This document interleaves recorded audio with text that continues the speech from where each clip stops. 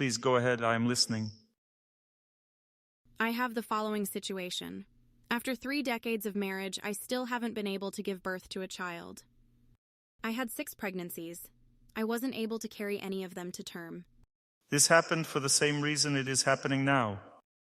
I have never had an abortion. The reason is the same as now. I'm not talking about cheating, This inability to carry to term comes from being in a rush, from the fact that a person is tense and cannot accept their fate. You need to learn patience. You need to do static exercises, stationary exercises. For example, kneeling like this or standing still in a stationary position and praying. You also said that the butterfly pose is beneficial. The butterfly pose, yes. You need to learn patience. You lack patience. When you become calm and patient, then you will carry a baby to term. You will be able to carry a baby. Do you see a child in my field? What? Can't you see a child in my field? I don't like all these questions. That means that you are asking me a certain kind of questions. Dr. Torsunov, give me a child. Promise me. I'm not God to promise you a child. This is just in order to calm down. You need static exercises for this. You need to believe. Faith should not come from me, but from your heart. You must have faith within you that everything will be fine. This is a sign of the right path, the right action. I had faith right away. It's just very painful. I told you the reason. The reason is that your uterus is tense. Tension comes from fussiness and internal tension. Restlessness means inability to endure fate or accept events.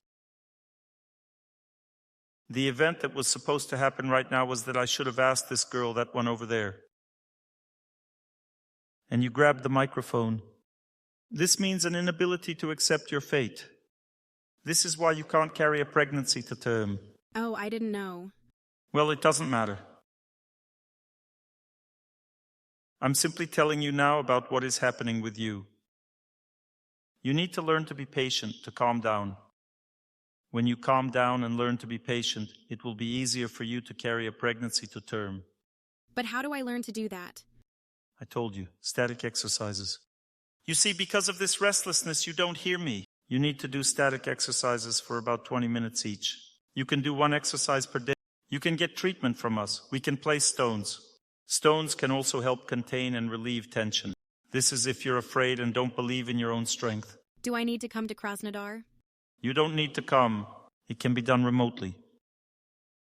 Thank you. And you know what else you can do? You can lie in a warm bath. This also removes tension. You should do this during pregnancy too. If a woman lies in a warm bath during pregnancy, not hot but warm, then usually the tension in the uterus doesn't increase.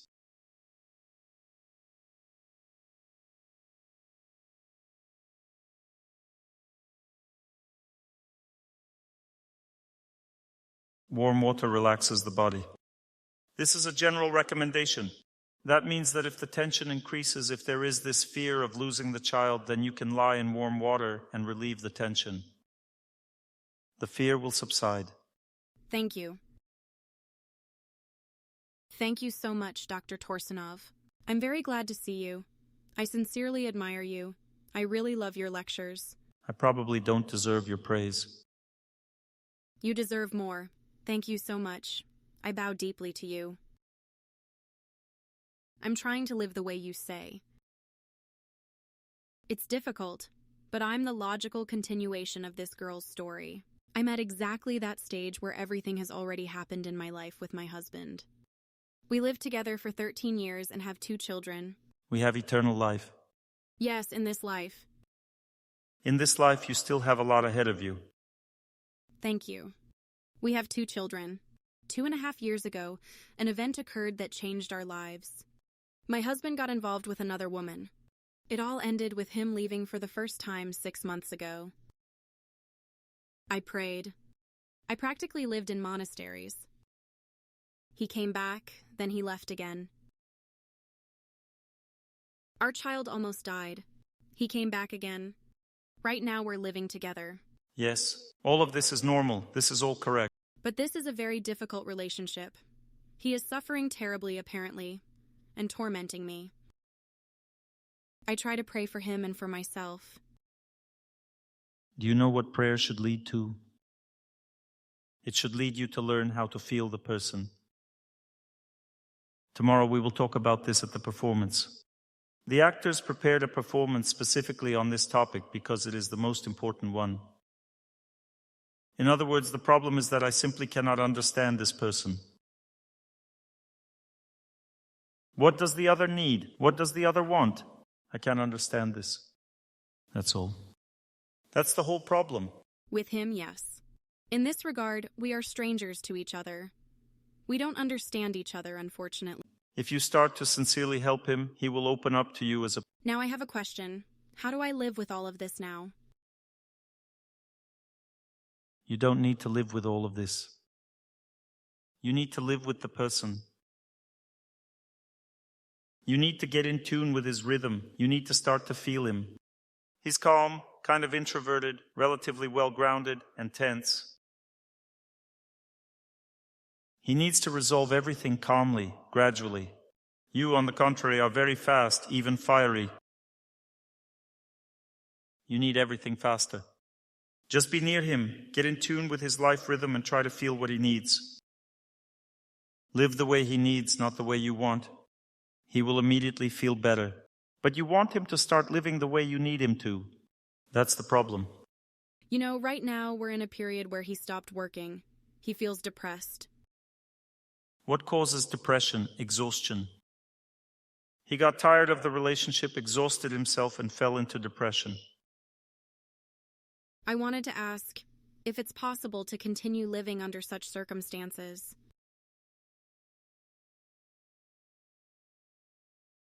And is there any point in this? It turns out that we're actually tormenting each other. Well, okay, you can choose not to torment him, but then you'll have to torment someone else. There's no difference at all. You don't understand this person, and you will not understand another person either. They're all the same. Don't think that you'll immediately start understanding someone else. People meet in order to enjoy each other. The pleasure has ended. Now you need to start understanding the person, but it's difficult. It is very difficult for any person to understand another person. The point is to work on yourself, as I understand it. The point is to go on living. And to live means to try to understand. If you don't want to understand this person, then there is a certain sequence ahead. There will be a period of long loneliness, and the next person won't be better than this one, because with age, God gives worse and worse. Where can you find good ones? That means that you will not succeed in finding a man better than this one. You definitely won't succeed. All the good ones are already taken, that's it. It sounds hopeless, actually. No, it doesn't sound hopeless, it sounds realistic. You know, people often ask me questions with the goal of leaving each other.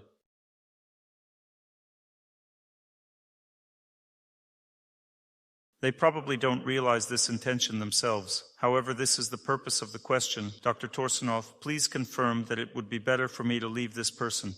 But I cannot confirm this because it will never be better. He's forcing me to kick him out right now. He does not want to leave himself, but he's doing everything for me to kick him out. I'm not doing that, and so we end up in a kind of swamp. That he's trying to make you kick him out. He's just throwing tantrums. Simply proving to you that you don't understand him. He has basically given up already. It is possible to find mutual understanding, right? Mutual understanding? It means to focus, to start caring for the person honestly without expecting anything in return. Simply try to understand what he needs and start doing only what he needs. Start living for him. Start living for this man. The moment you start doing this, he will relax. Perhaps not that very second, but definitely within a week. He will start feeling better. It doesn't mean that he will trust you right away. He will simply feel that it's easier for him, that he doesn't need to leave. Do you want to live for him? I do. Want to, then start. Explaining to you what kind of person he is. He needs everything to be calm and careful. Don't rush him anywhere. Time will come when he himself will feel that he can work, but everything needs to be done. Everything needs to be done gradually, carefully, without rushing and at his pace. Talk to him, keep telling him that everything is good. Tell him that Dr. Torsunov said, "You'll start working soon, everything's fine." Insists on something, you immediately say, "Yes, yes, yes, yes, we'll do it now, everything's fine." The problem is that the other woman isn't going anywhere.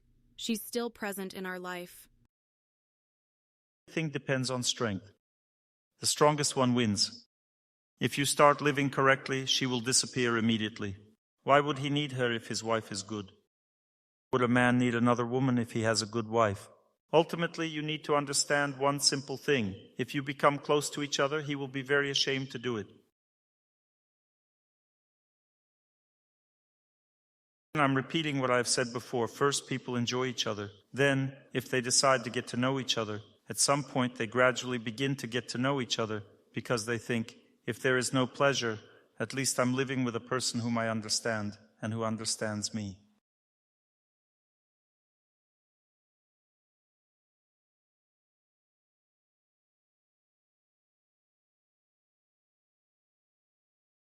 The result is called conscience. A relationship with conscience emerges. Possible to develop it in our relationship? To do this, you need to make sure he feels good with you. You should start by making a self-sacrifice. Sacrifice your own well-being for the sake of the other. This is the first and the most important thing you must do now. The routine I just talked about helps with that. Why do most people suffer? Because they need the energy of happiness. Every person needs happiness. Most often people think that happiness should be taken from the other. When they try to take happiness from each other, a scandal begins because the other doesn't have enough happiness even for themselves, let alone for you. All people try to take happiness from each other. This is the main mistake. You need to receive happiness from God. Think about His purity, about the holiness of those who serve Him. Fill yourself with this purity and give as much of it as you can to your loved ones. Self-sufficient life gives victory over fate. It's hard to accept that this is exactly how one must live. You want happiness from Him, but He doesn't have any. And this applies to everyone sitting here. These aren't just your problems. There are two categories of people sitting in the audience. Three categories, actually. First category, we have enough happiness by fate, and we enjoy each other and somehow live together. The second category, we no longer have enough happiness to enjoy each other. Conflicts, scandals, infidelity, and destruction begin. And the third category of people are those who take happiness from God and give it to their loved ones. This is a guaranteed life. Even if these people have bad fate in their personal life, they will still preserve their family, and everything will be fine for them in life in general. They'll just need to put in more effort. The fundamentally wrong position is, I want the other. This is exactly your position, and of everyone who fights. This means that you want happiness from the wrong source. We are all needy in this world. There are no fulfilled ones here. He doesn't have happiness for you, and you don't have happiness for him. What you need to do is take from God and give to the other. Берите от Бога, отдавайте человеку. Last question. What can I do to forgive and forget what has happened? What you are referring to now comes from being fulfilled. Forgiveness comes with fulfillment. If there is enough happiness inside, forgiveness comes right away. The only thing we lack is happiness. Why can't you forgive? Because what has happened takes your happiness away. But if you have enough happiness, then you accept what the other one has done. To forgive means to accept what has happened in your life and to agree that I can live even with that. I have enough happiness for this. Happiness comes from a relationship with the highest truth. But you need to switch to this type of relationship. You have to force yourself. Such a relationship doesn't appear just like that, spontaneously without any effort. A woman feels happiness from a man spontaneously for some time, then it stops coming. It's like an illusion, it's like a deception. Happiness from God flows powerfully. But you have to force yourself to build a relationship with God. You have to force yourself to do it. Then happiness comes. We need to set ourselves up for God because fate forces us to look at each other instead. In either case, I don't think the relationship is lost.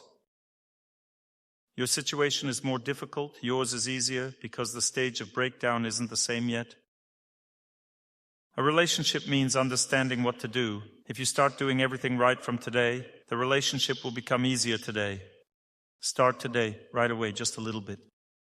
Tomorrow it will be easier, the day after tomorrow.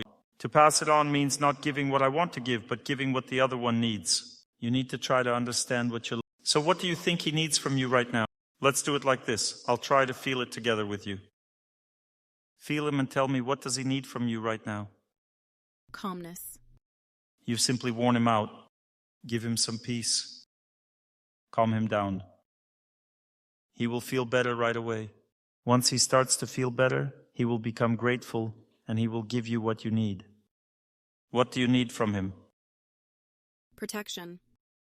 You need guarantees. You want guarantees. Yes. You see, I've determined it. Have you figured out what you need from each other? But first you give him what he needs, then he will give you what you need. The issue is that right now he's essentially living at my expense. He has completely shifted all responsibility for the family and... Why do you think I'm not stopping this conversation?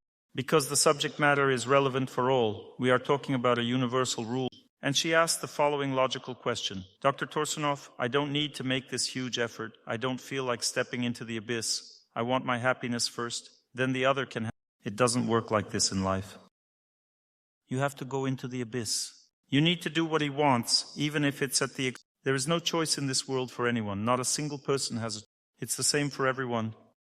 Choosing to go into the abyss means giving the other what they need. Then you have two rights after that. The first right is the right to teach him, to kindly tell him what is correct and what you need. The second right is the right to gratitude, which he will also definitely give you.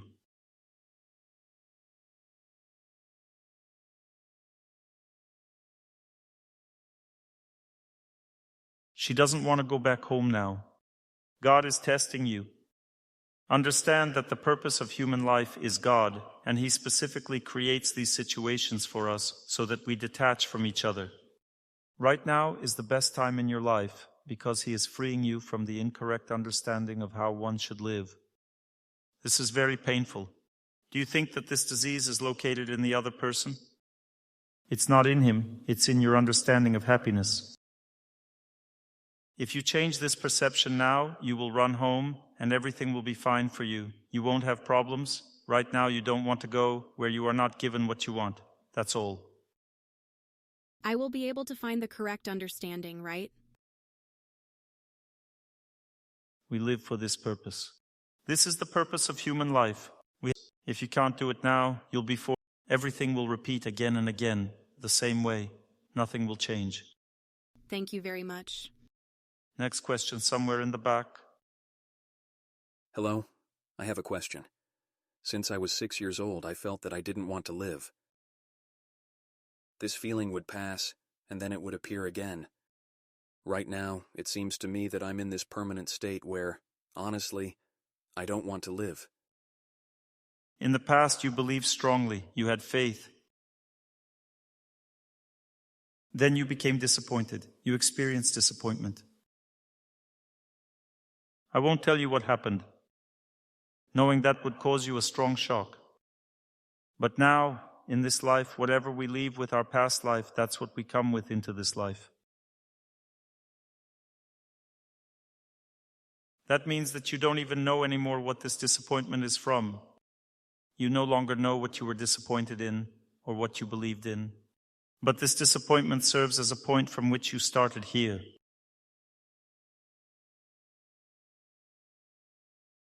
The point at which you ended your past life is the point at which you began this one. It's not good to start life from these points because we forget our past life. We no longer know what caused disappointment or why we are disappointed or in what. But I can give you a hint. You simply didn't cross a certain threshold in your faith. You had faith in God, but you couldn't cross a certain threshold.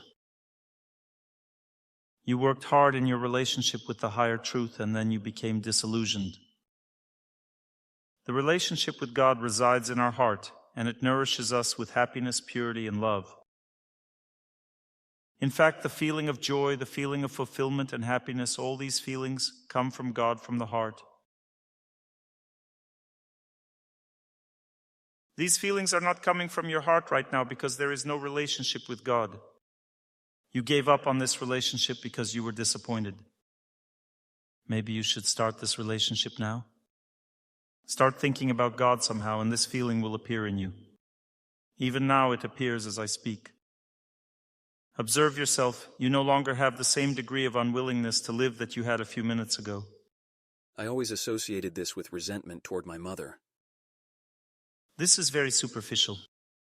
Understand that a person always finds the cause of their suffering closer to themselves.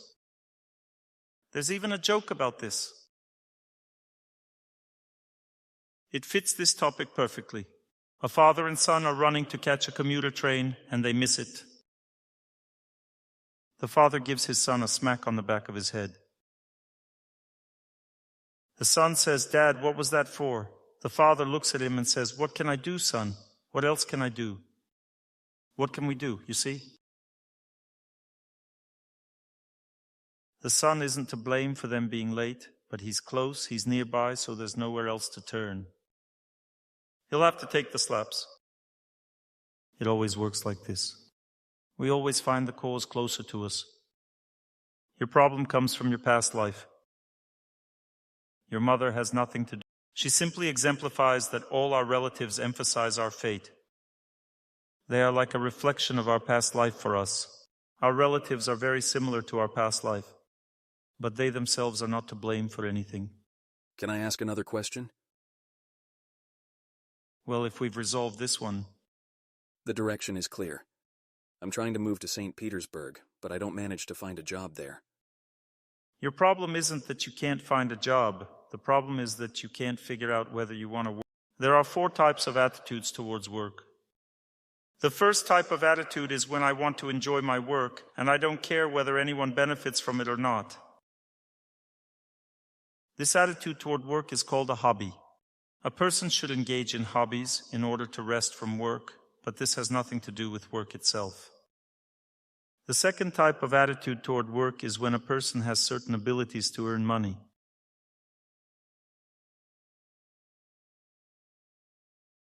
These abilities usually have nothing to do with their nature or with what they could do happily themselves and receive happiness from others. When a person chooses a path to act according to their abilities, then they receive money. The nuance is that a person's nature doesn't reveal itself immediately. It takes time. They achieve the goal of their work, they earn a salary, but at the same time they don't like this job.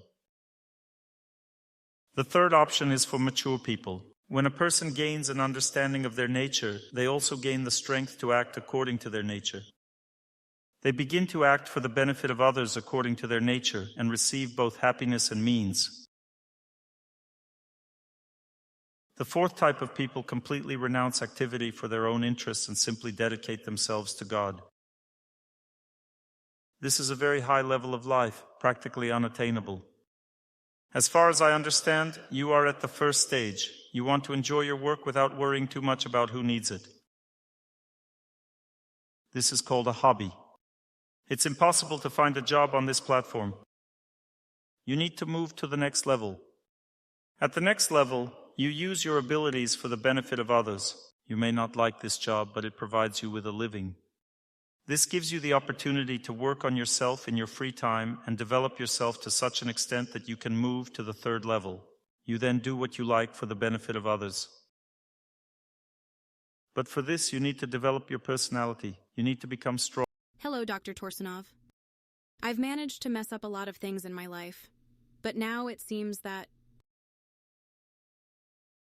Raise your hand, those of you who haven't managed to mess up a lot of things in your life. Only 2 or 3 people. Not that many. Well, in November, God sent me a man.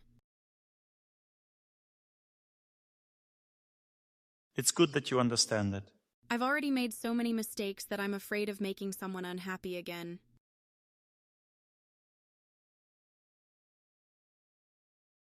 Don't be afraid. I am afraid to make a mistake. Don't be afraid. Go ahead and make him unhappy. Don't be afraid, everything is fine, it's his fate. I would like to ask, can we start a family? Well, what else can you do? What other options are there? God brought you together. Are you going to go against his will? Didn't you want God to bring you together? You asked God, didn't you? I did. Now he has brought you together. You're saying, what if we make each other unhappy? Well, of course you will. What other way is there? Then I ask for your blessing. I bless you to understand everything in this life, pass all your exams, and achieve happiness. Thank you. There are questions that aren't really questions, but requests. Dr. Torsunov, bless me.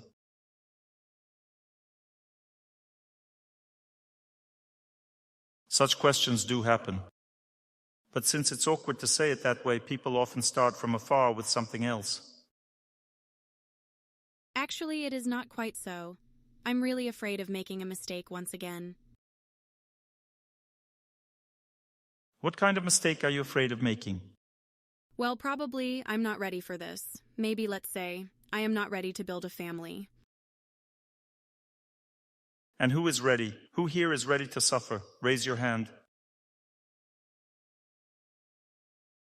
Nobody is ready. You're simply saying, Dr. Torsunov, I don't want to suffer again. I have another question. My child has a mental illness, but she's already 17, and she's also building some kind of relationship. That's okay. Can this somehow affect my, so to speak, family karma? Everything impacts our family karma, and everything can be overcome through a relationship with God. Everything impacts us, and we all must overcome.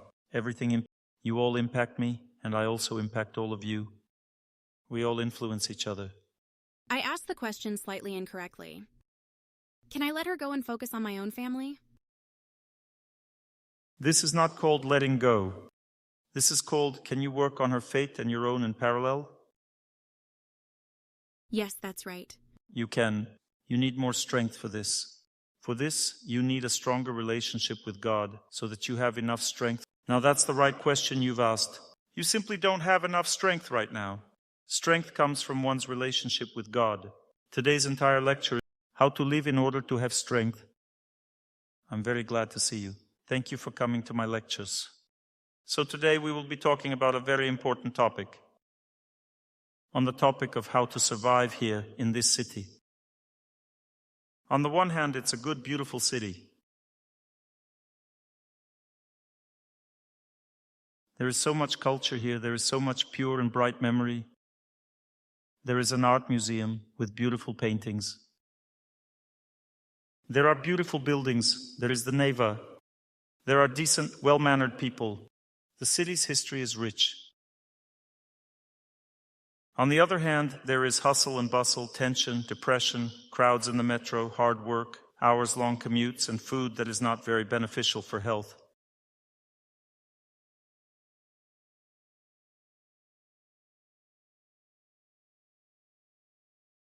It's not very favorable that there are few trees and little nature. Stone and asphalt don't give health to a person. They create tension and bad mood. People around us are often in a state of depression. All of this is transmitted because we are connected to each other. We are interconnected. Therefore, every second of a person's life is either suffering or a challenge. Or I want to live differently and challenge this life and this city. There is another option, a good one. It is when there is simply a good period in life, when good energy impacts us. Then wherever we may be, in whatever city, we will still be happy. This often happens in youth, less frequently in mature age, and even less frequently in old age, but it happens. Sometimes it happens that a person is simply going through a good period in life and they feel happy. Most often this is not something we should count on, but it happens. When a person has a good period in life, they are in harmony with everything that surrounds them. They may enjoy the rain without understanding why they feel so good. They think to themselves, what could be the reason? Maybe it's because of a nice summer thunderstorm that has just passed.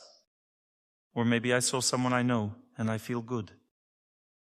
Or maybe it's because I'm walking through my beloved native city. But the main reason is that the person is simply going through a good period in life. Sometimes people are simply raised with these values ingrained within themselves. They see or they try to see purity in everything.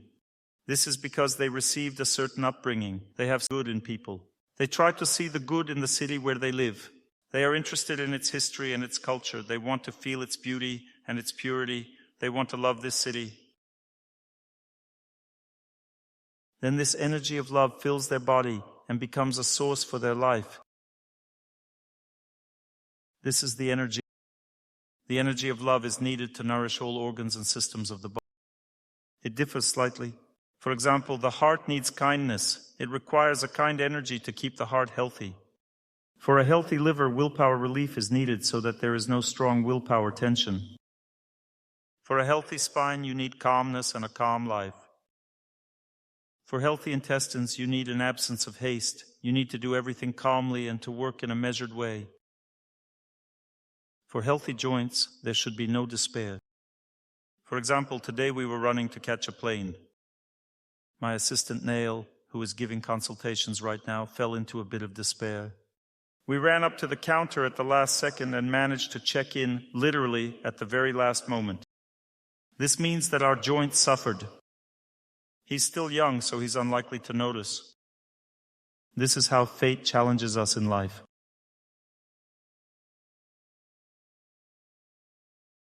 A force of time acts upon us, causing certain difficulties in life. These difficulties remove the energy of happiness. When the force of time begins to act, the energy of happiness diminishes. But if you live in a village, for example, surrounded by birch trees, purity, fields, meadows, and sun, if you are surrounded by your beloved forest, all of this helps tremendously to overcome difficulties.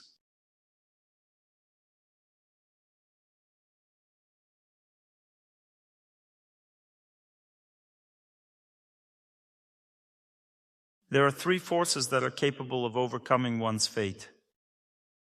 The first force is love for nature. The second force is love for people. And the third force is love for God. Love for nature gives us health and strength to live and act. Love for people gives us social stability and the ability to live productively. Love for people gives us the opportunity to live a quality life. That means that the quality of life improves. We have a good job and good relationships. We don't have too many difficulties in relationships, and that means our life is of good quality. Love for God gives the ability to overcome life's obstacles, which is what we were talking about earlier. We were talking with the young ladies about obstacles that arose in their life. Love for God helps to overcome these obstacles. Therefore, the fundamental upbringing of a person from the perspective of how to live, the education of how to live, consists of these three aspects. The first one is the immersion in a relationship with nature. Nature is absent in the city, yet the relationship must be built. There are two types of relationships. One type of relationship is love in contact, and the other is liberation.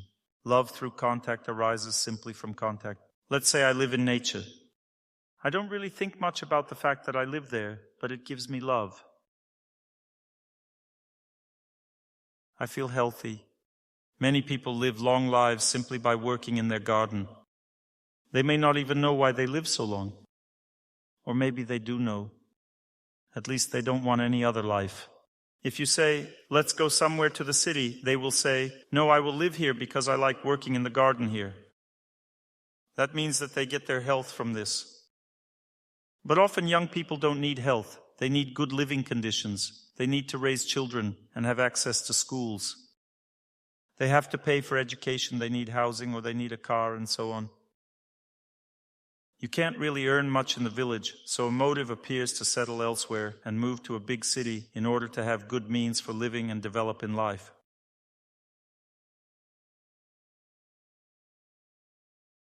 As a result, people move to cities, but they lose nature. They don't yet know that they have lost something. Everything seems great at first. There's work here, there's money, everything seems great. But gradually they notice that they are starting to get tired. They start to lack energy. This often leads to infertility in young people. When a woman lacks strength, the first thing that happens is her hormonal functions become disrupted, her reproductive function suffers, because to carry a child, strength is needed not only for herself, but also for the child. That means that even more strength is needed. Therefore, a woman's body refuses to conceive because it knows that she won't be able to carry a child to term.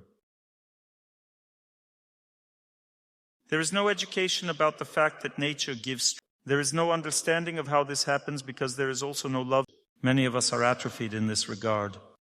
We don't have a sense that nature gives us strength, although some people do want to go on vacation to the sea. It's the right decision to go to the seaside for a week, to look at the Baltic waves with eyes that have grown unaccustomed to them. This is necessary because if you don't do this, you'll completely wear yourself out. Why does one go to look at the Baltic wave? People do that in order to absorb the energy of happiness that comes from nature.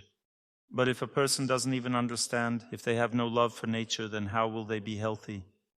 They sit inside and stare at the computer screen because they love computer games. At this time, their body is no longer young, like a young child's body, and there are already some illnesses. Why do illnesses occur? Because the body is young only when it is filled with strength. I am studying what strength is. For example, I do yoga exercises, and I need 2 hours to completely cleanse all the subtle energy channels from 10. I need 2 hours to do the exercise. To have time for this, I combine it with prayer. That means that the body does the exercise while I pray at the same time. I managed to combine all of this just fine. Once I simply stood near a tree. I thought to myself, since I'm teaching others that trees help, I need to check it. I stood up and began to mentally focus, observing these subtle energy channels of mine, watching how they were being cleansed. Complete cleansing occurred in 25 minutes without any action. I was just standing there doing nothing, and all my energy channels were cleansed. I then started to analyze. It turned out that out of 5 trees within my field of vision, one would definitely help me. You just need to see which one you like more, and that's it. Imagine standing next to a tree on Leningradsky Avenue, or Moskovsky Avenue, or on Nevsky Avenue.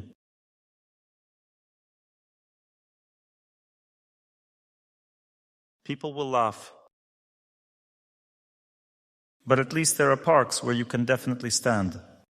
People walk there, breathe the air, and stand near the trees. You don't need to hug it, just stand with your back to it. This is my advice. There are different energies in life that different people need. Just look at yourself and decide what you need. If a person feels very hot and overheated, they lack the energy of water. This means that they need very fresh, humid air, maybe even rain. It would be good for them to simply lie in a bathtub, at least sometimes. The water does not have to be very hot or cold. It may be just pleasantly cool to remove this heat from the body. They should also eat more raw food.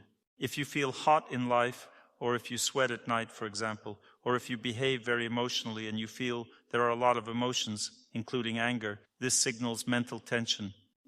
Mental tension manifests as lack of control and restlessness. The heat of the body is expressed in the fact that it's hot. Water calms a person and removes excess heat in the body. A person becomes calm. They become harmonious with the people around them. The energy of water brings harmony. People become harmonious because they become calm. They sort of get in tune with it. Water brings people into harmony with the place where they live. When I arrive in some city, for example, to St. Petersburg, I get into a bathtub, stay in the bathtub for 50 minutes, and get in tune with the city. The acclimatization is then completed. You may ask, but how? Why? Because through water, a person establishes contact with the local climate and harmonizes with it. Can you tell that I flew here to see you today? Do I look like I just got off the road? No? I look like I've been here the whole time, right? This happens as a result of contact with water. As for the very idea of this contact with nature, we have nearly lost it.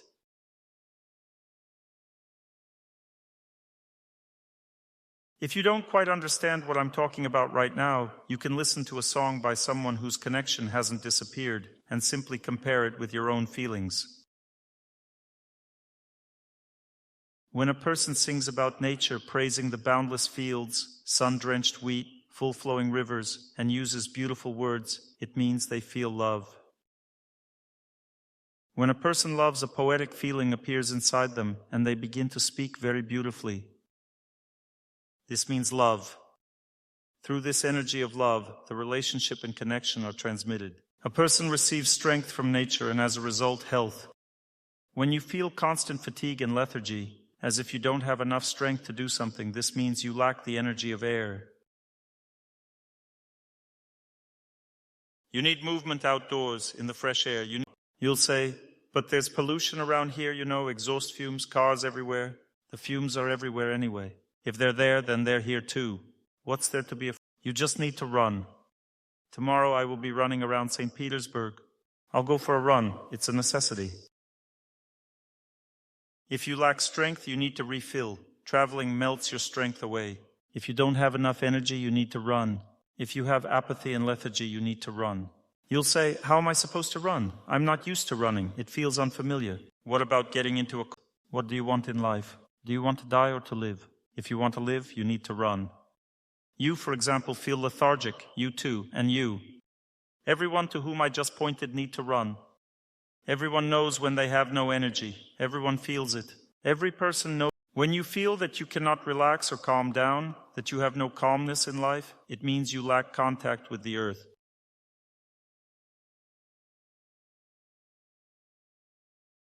This means you need to love it. You need to love the earth. What does contact with the earth mean? It means having contact with a place where there is earth, not asphalt. Because asphalt is what man has made, and the earth is what God made. Divine love energy is transmitted through it. You should stand somewhere on the earth and simply treat the earth with love. Tomorrow I'll try to show you one video. There's an amazing video.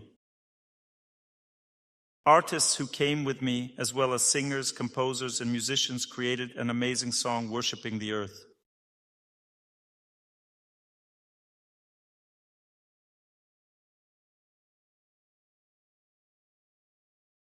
You will watch it tomorrow. Tomorrow we will pay homage to the earth right before the lecture. You will see what contact with the earth is. When there is contact with the earth, a person becomes calm immediately. Insomnia, tension, inability to relax, persistent pain in the lower back, irregularities in the intestines, constipation, headaches, a feeling of tension inside the head. All this means not enough contact. When there is enough contact with the earth, constipation goes away, the lower back doesn't seize up, headaches go away, and you stop being tense. You relax. Love is everywhere. It is transmitted through songs. Why is love in songs? Because when a person wants to do something with love, they sing. A song is actually words filled with love. Therefore, without a song, it's impossible to understand how to love the earth. It is like in a song where a man lies down, he knows what it means to have contact with nature. He understands how to remain healthy. He hasn't lost this knowledge. I'm not telling you some new theory right now, you see. This is something that people either know or don't know. If you are tense, you have headaches. Raise your hand if you have headaches. That means you don't have a connection to the nature that the man sang about. If you acquire it, you won't have headaches. You see what I'm talking about now? You simply need love from Mother Earth. When you acquire this love, it relaxes you. You just need to learn to be near the earth.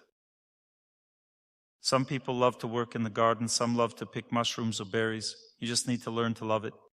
You love doing all of this, don't you? I do. Good, that means you need more of it. If there is still tension in the head, it means there's not enough contact. I'm not blaming you for anything, I'm just explaining how it should be done properly. If you feel pessimistic and lack contact with the people, this means you lack contact with the sun.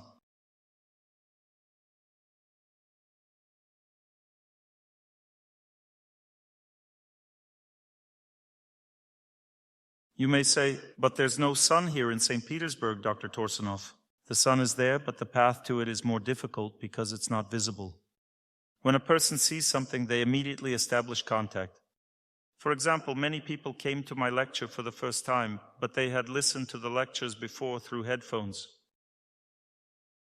Raise your hand if you've never seen me in person and only listened to my lectures.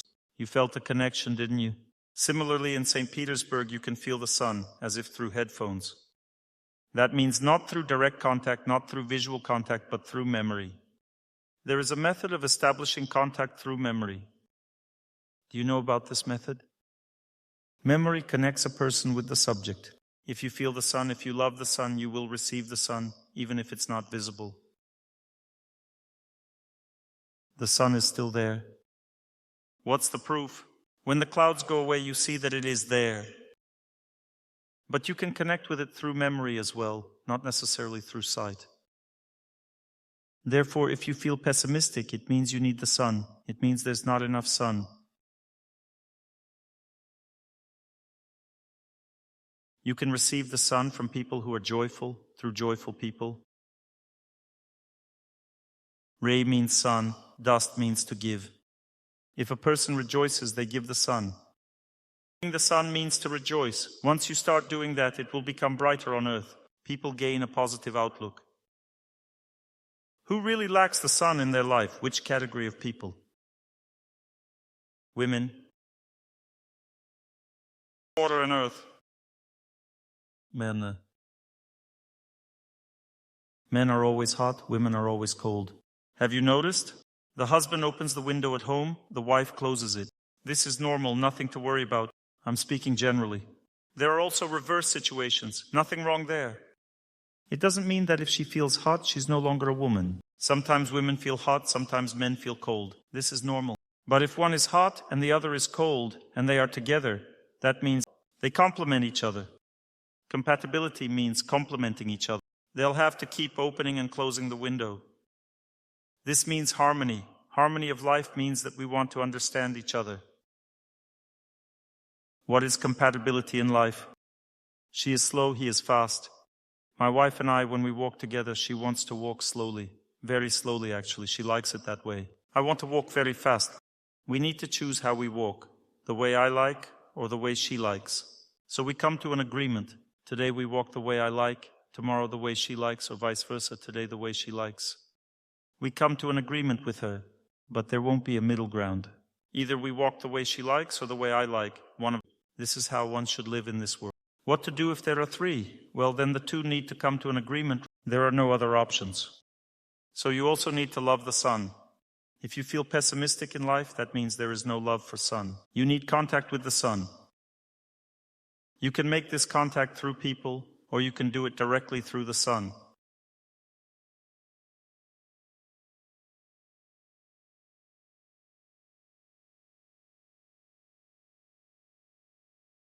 They give us harmony with this world. They bring mental calmness, particularly tormented by our thoughts, or when we constantly think about being abandoned or fired.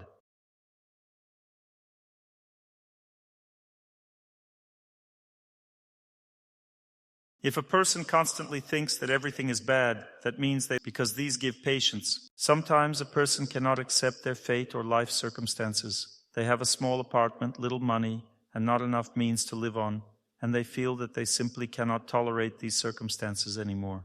They feel it's hard to live like this. If a woman has miscarriages, for example, and cannot carry a baby to term, this also means she doesn't have enough patience. The energy of trees is needed. You need to approach a tree, stand like this, and remain standing. Because a tree doesn't move, it stands its entire life. This gives enormous patience. The energy of patience in a tree has colossal power. And you can receive this energy in the form of healing. You can get optimism from the sun and calmness from the earth. From the air, you can gain vigor and become more productive in your work. That means movement in the fresh air. It means running.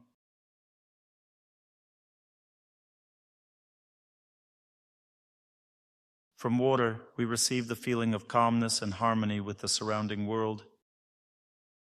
There is no such thing as bad weather in nature. Every kind of weather is a blessing. This is the energy of water, of harmony. Harmony is needed, and love for water gives harmony. It also removes the heat. Heat means rebellion, absence of harmony. Fussiness, resentment, and anger. These are all manifestations of rebellion. This is how the heat energy comes out of us. There's a lot of water here. There's water all around here. The sea is nearby. Therefore, people here can live peacefully with strong heat in the body.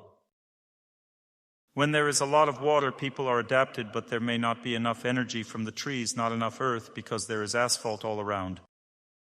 Everything is paved over. The earth is paved over by humans. But man-made constructions do not provide health. It may be pleasant and beautiful to look at, but you need to receive the energy of health. Therefore, we need the earth. We need parks. We must understand this. We must pull ourselves outside, outdoors. For example, you want to read something. Wonderful. Read in the park. Why do you have to read at home? It may be a bit difficult, it's cold, it's raining, and you are standing there on the ground and listening to some lecture, but you get health in return. Health is very much needed in the city, because the main cause of unhappiness, one of the main causes of unhappiness in the city, is the absence of health. People themselves don't understand that it's specifically health that's lacking, that it's specifically this contact with nature that's missing. They think something else is lacking. They're drawn somewhere. Notice that on weekends everyone rushes out of the city, especially in Moscow where there's complete madness, traffic jams on the way out. Why? There's not enough nature. There's no other reason. A person needs to spend at least a little time among trees, among rivers, in the sun, to get at least a little contact with nature, to breathe it in, to recharge with all of this. Therefore, they escape from the city. There is no other reason. So you see, there are 5 elements. Water is linked to harmony. Anger and rage disappear. Air is linked to vigor and activity. The sun is linked to positivity and positive thinking. Trees are linked to patience and the ability to accept your fate. Earth is linked to relaxation and rest. All of these can only be obtained through willpower. When you come home from work, you're tired. You don't feel like you need either earth or air. You don't need anything. You feel that you need to somehow relieve your tension. And what do?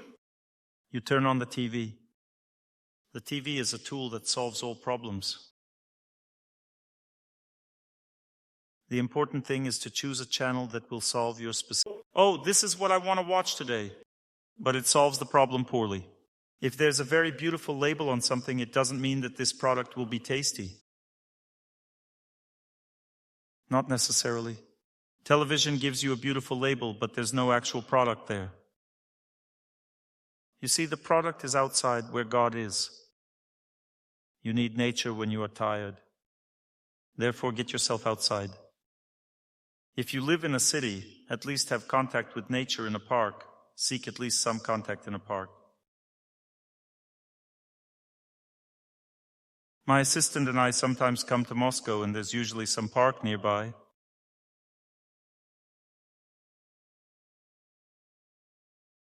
In this park, near the hotel where we stayed, there is a lake. In this lake, there is muddy earth. If you stand there, your feet sink down this deep. People travel far away to places like Matsesta or elsewhere to make contact with such muddy earth. They get in contact with these muds that are connected with water. This lake is right in the middle of Moscow. You step in there and your legs immediately sink down. I started analyzing it. It has excellent therapeutic mud. Nobody swims there. Everyone just walks or jogs along. There are mostly women with children there. They understand that children need air, especially small children. Because if a child doesn't get fresh air, what do they start doing? When parents take them outside, they fall asleep. Children feel good outdoors because they are growing. They need energy. They need air. Mothers sense this and take their children outside for fresh air, but they don't do it for themselves. So who becomes healthy nowadays? Those who have pets, because animals make noise and ask to be taken outside. Animals need to go outside. They need energy. They need to live. They also scream in their own way. Adults don't scream. They feel fine everywhere. But children scream. Thanks to this, parents stay healthy. Parents go out for walks with their children and become healthy. If there's a dog in the house, a person also becomes healthy. Dogs make you walk early in the morning and go outside. Dogs need movement and fresh air. They don't want to walk on asphalt. They go where trees grow. They need nature. Dogs don't want asphalt. They won't walk on it. Willpower is needed. In general, when it comes to a person's life, only those who force themselves to take action, to do something, succeed. If you go with the flow, if you want nothing, if you just watch television, that means you are condemning yourself. Go where you can be helped. Force yourself to do it. 100% there are such places nearby. Back to my story. We arrived in Moscow by plane. I had no energy to give lectures. So I went to that pond. It's a 10-minute walk. I got there and got into the water. Everyone around was laughing. We stood like this and looked at the sun while in the water. We looked at the sun with our eyes closed because otherwise the eyes will be damaged. And it felt absolutely amazing. We got into the water and stood there. Some people came up to watch us. We helped them to come to a conclusion. For example, one man stood there watching us for a while. So Maxim and I started croaking like frogs. Ah, ah, ah, eh, eh, eh. He was astonished and left right away. He was wondering who's standing there. Then it became clear, those are the frogs, so he left. When people are in contact with nature, they have a sense of humor. A sense of humor comes from good energy, from lively and healthy energy. That's how time works. It interferes and doesn't ask us whether we want it or not. It interferes with our life totally unexpectedly. Events occur that we didn't expect. Things feeling sluggish, tired, sick, and tense, or having insomnia, hormonal dysfunction, or infertility accompany persons living in the cities. In the countryside, none of these conditions exist. In the countryside, there is nature. People remain healthy there. They almost never get sick. We are currently working in a village where we have a clinic. Locals almost never come to us because they heal themselves with nature. They know what herbs to apply. There is fresh air. They know all sorts of healing methods. They feel how to heal themselves. It's natural for them to live in nature and heal with nature. City dwellers are the ones who get sick mainly because they lack energy.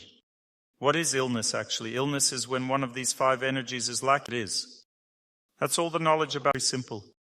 In ancient culture, the teach elements. Observe yourself. Every person is lacking something from these 5 elements. That's it. Look in the city as a whole. Since everything is lacking simultaneously, there is an overall lack of. In Sanskrit, the word for life force is prana. What is prana? It is life energy.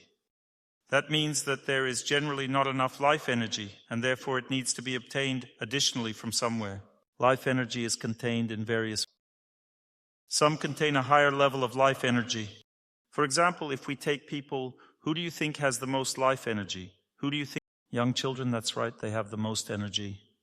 When a person is small, they are filled with energy. They are buzzing with energy. They are very active, aren't they? Old people, on the contrary, have no more energy left. They have very little energy. And small children have a lot of energy. Therefore, which food gives a lot of energy? Sprouted grains. The analogy is clear, right? It's simple. Imagine a person is very proud and outgoing. They have many relationships, many contacts. Each type of activity must be replenished with a specific product that carries similar energy. If we talk about similar energy, then communication is linked to trees. By communication, I mean interaction with the surrounding world, and it occurs through leaves in trees. In herbs, communication occurs through greens. So greens are the main food for a person to replenish the lost energy, to make it easier for them to live. I'm trying to convey important things to you. I'm not entertaining you. I am telling you vitally important things right now. Things are essential for your life. Greens should make up some part of your diet, but since greens are expensive, I'm offering you an excellent solution. There are 2 plants that grow with tremendous force and carry a lot of life force in them. These are amaranth and lamb's quarters. These plants are not difficult to find because amaranth grows everywhere. My neighbor, when I started growing amaranth, looked and said, "Amaranth produces beautiful little tufts, red." You've seen it, right? But what is its value? There are grains inside these flowers which are also sold now as amaranth seeds. There is also amaranth oil. These don't have much value, actually. The most valuable part of amaranth is its greens, and specifically the greens of the young plant when it's just coming up. You can add these greens to salads. It's simply a salad plant, like spinach. Another option is to chop it up, stew these greens, and eat these like stewed vegetables. You just need to add a little salt and pepper, and it will be very tasty. You can also simply blend it and drink the juice. These are different things that produce different effects. If you want to remove inflammation in the body, when you have many inflammatory processes, for example, skin diseases, allergies, eczema, you need to eat cooked greens, stewed in a pan. Just pour a little water, let it stew, and it's ready. That's it. This is what you need to eat. If you feel that you lack something in communication, perhaps you find it difficult to talk or have no energy to communicate, if you get tired from business relationships, or if you feel like you want to be alone and sit all by yourself with no one around, that means you should drink juice from greens. If you feel that you lack strength or energy, or if you feel weak and lethargic, just add amaranth to your salads.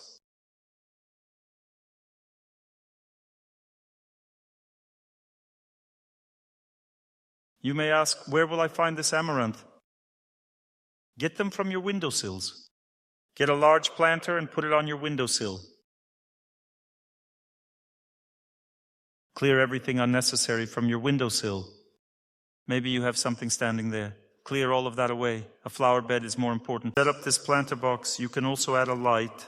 There are wonderful lamps for plants now, these semicircular ones. Once you charge this lamp, it will provide light. It can also illuminate the room at the same time. It emanates soft light both for people and for plants. Take these amaranth seeds, plant them, and they will grow very quickly. They all come up at once like a carpet.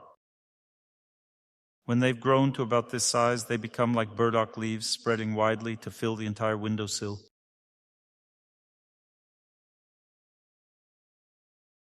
You can cut them and have enough for a week to cook whatever you want. You can stew them or make salads. Then you'll feel it becoming coarse. Pull out the roots and plant new seeds. You can plant and grow them all year round. Amaranth is simply a weed that grows everywhere, even here in St. Peter. That means we won't starve to death. During the siege of Leningrad, had people known, they would have stockpiled and eaten amaranth. Lamb's quarters or quinoa is the same. Cultivated quinoa is less frequent and it germinates worse. Amaranth is the best in this regard. You can simply order about 5 kilograms of amaranth from a seed farm, and these seeds will last you a lifetime.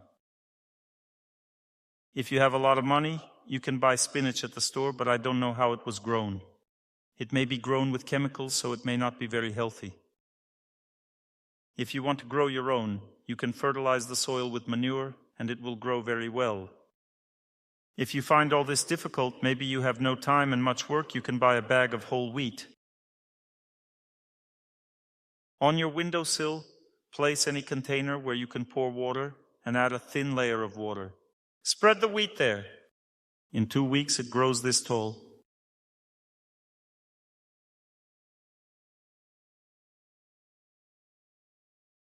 You cut all these sprouts and put them in a blender. You get a sweet greenish drink. This drink will give you strength, vigor, and immunity. People in the cities often get sick with viral diseases. The cause of viral diseases is a lack of energy. Immune system is strong when a person has the strength to defend themselves. You know, when a person is tired, they cannot defend themselves. They might be beaten up. But when a person is energetic and active, they can't be beaten up. In boxing, when boxers are boxing, one of them gets tired and the other starts hitting him because of it. Viruses do exactly the same thing, you see. When we are tired and have no strength, they invade our body. But if a person takes this green drink and constantly drinks the wheat smoothie, they won't have any viruses. They will have a very strong body. They will be capable of defending themselves and overcoming their fate.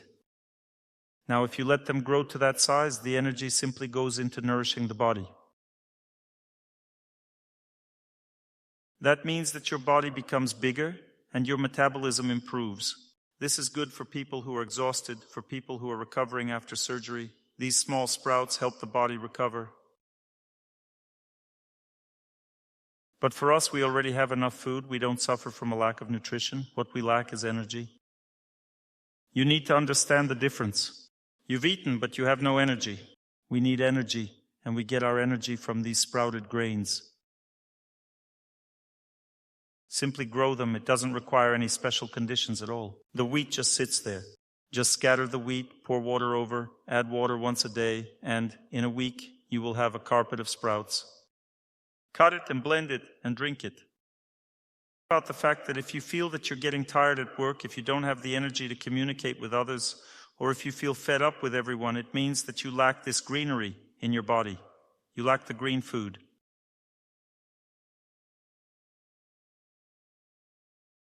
If you feel weakness and fatigue, that means you need to increase the overall amount of raw food. In the countryside, there's a lot of prana, there's fresh air all around, you see. Raw food is not needed there. In the city, it's very much needed. There is no fresh air there are no trees, no earth.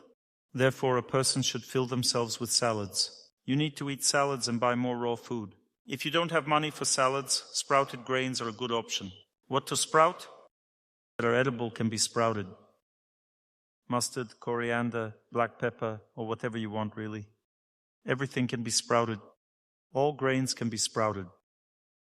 The main thing is that they shouldn't be roasted or dried, they should be fresh. Fresh mustard, fresh coriander, fresh wheat, beans, barley, peas, whatever you want. Everything sprouts. Whole corn, over it. A sieve, just a simple sieve. Place 2 sieves, one on top of the other. Simply place a thick layer of grains in the upper sieve and pour water on top. All the excess water will drain away. They won't get moldy or rot because the water will pass through the sieve downward. Then spray them periodically. They often rot because they suffocate in water. They need moisture without too much water. These are the conditions you need to create. They don't need much sunlight while they're still this small. And if you want to grow them further, then you need to set up some lighting for them. This is very economical. It provides great health and many opportunities. Now, if we're talking about viral infections, you should know that many of you suffer from viral infections unknowingly because viruses don't announce themselves. When a husband comes home, it's obvious that the husband has arrived, but when a virus comes, it's not obvious. Now I'll explain the difference between a husband and a virus. It feels like, that's it, I'm so tired of him, he's getting on my nerves. These are of a husband's arrival. The symptoms are as follows. A person feels sluggish, their eyes itch slightly, a feeling as if it became slightly harder to breathe. You sleep worse at night and suddenly you start having nightmares. Slightly chilled, shivers running through your body. Especially at night, a person can feel this. A sign that the virus is already there, and it can remain in that state for months. And the doctors don't know what's wrong with you. They say, you have depression. What depression? It's just a viral infection. What should you do about it? First of all, ginger. If you eat fresh ginger every day, your ability to destroy viral infections increases many times over. Second, white pepper. You know, there's red, pink, green, black, and white pepper. White pepper destroys viral infections and black pepper does too. But not by itself, only when consumed together with white. You can eat black with white, or you can eat just white. Next comes pine. You can simply brew 1 needle in a glass of water. There's also jam made from small pine cones. You can eat 1 cone per day. If a person's energy is very low, pine is suitable, but if the energy is high, pine can cause strong tension. So choose what you like from these antiviral remedies. It's enough to simply place fresh pine branches at the head of the bed when a person is sick. I do it this way. It's hard for me to apply pine branches because they overload me. Instructions on how to apply these can be found on our website, torsunov.ru. There's a link on the first page of the website to a section called Victory Over Viral Infections. Everything is described there, what to do specifically. When a child gets sick or an infant, parents often don't. It is possible to cure the child using bandages with white pepper or pine. The system works well. Just choose either the right side or the left side. If it doesn't help on the right side, apply it on the left side. Is the recipe clear? What is hardening in general? What is hardening? This is when a person activates their vital forces, their body. Contact with hot water activates vital forces, and contact with cold water activates vital forces. That means that you can use only cold water if you're overheating, or only hot water when you're very cold. Contact with water tones a person, activates their vital forces, and helps to defeat infections. This system works 100%. If there are pine trees nearby, you can simply stand next to a pine tree for 20 minutes a day. This works very powerfully in terms of destroying viruses. It works very well. When I got on a plane during my last trip, I felt that I was getting sick. A viral infection started attacking me. In Moscow, there are pine trees near the hotel where I'm staying. I would go there once a day, stand for 25 minutes, and that's it. Everything cleared up. The pine tree gives such a charge of energy that it destroys viruses immediately, even by simply being near it. It's a powerful thing. Same goes for fir trees, actually. All coniferous trees can help. It's just that pines do this more often. We've been studying this for a long time. Both fir trees and pine trees heal virals, but pine is more suitable for a person. It overloads them less. It's more adaptive and it suits humans better, let's put it that way. Cedar trees are even better. Cedars and pines are similar in this regard. Since there are no cedars here, we choose pine. Look, there are two ways to live in a megacity. The first option is that energy is being drained from me. The second option is to voluntarily give energy to everyone. People in the megapolis all need energy. If you're riding the metro, what do you see around you?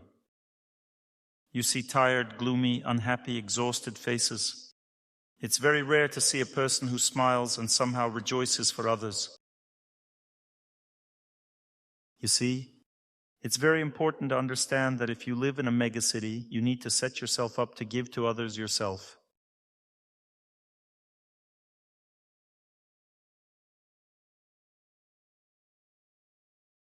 This is a very strong life position. We experimented with friends when I lived in Moscow. Where to start? You need to constantly recharge yourself. A person should not be alone with themselves. They need recharging, therefore headphones are necessary. When a person listens to something through this, whether they want to or not, they constantly receive a charge, you see?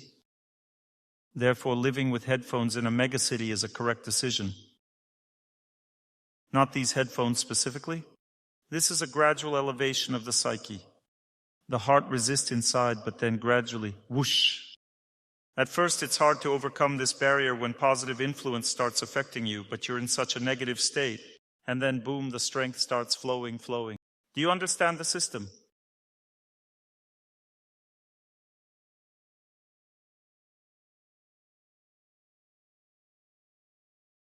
Sound defeats bad fate. A glance can be foul. This is dangerous. A glance transfers karma. A person can be desperate, unhappy, tormented, embittered. There is danger in looking at another person if it's an unpredictable situation. Being inside a bus or a tram creates an unpredictable situation. Therefore, set yourself up for sound, predictable sound. It can be a sound of prayer, a sound of a good song, or a sound of music. Listening to each of these produces different effects. If a song has vocals, it activates intelligence.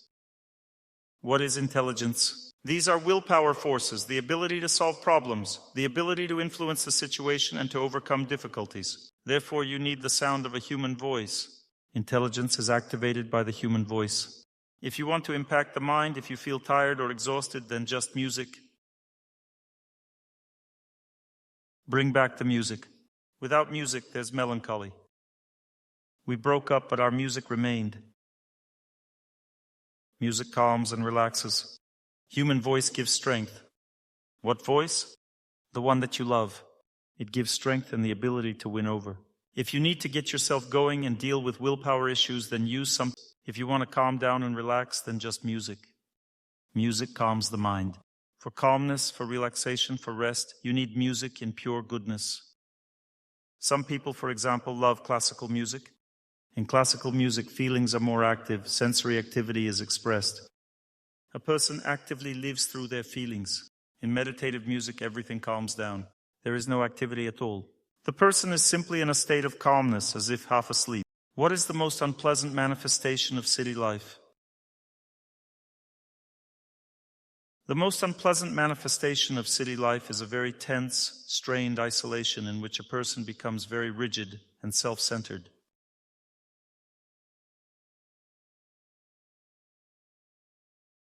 That means that they don't see people, they don't see the environment, they simply protect themselves with armor. Why does this happen? Because a person gets tired from stress and tension, and a certain psychological type of city life is created, in which when you ask someone for directions, it's like beating one's head against the wall. This is a sign that the person doesn't understand that harmony is better than tension and isolation.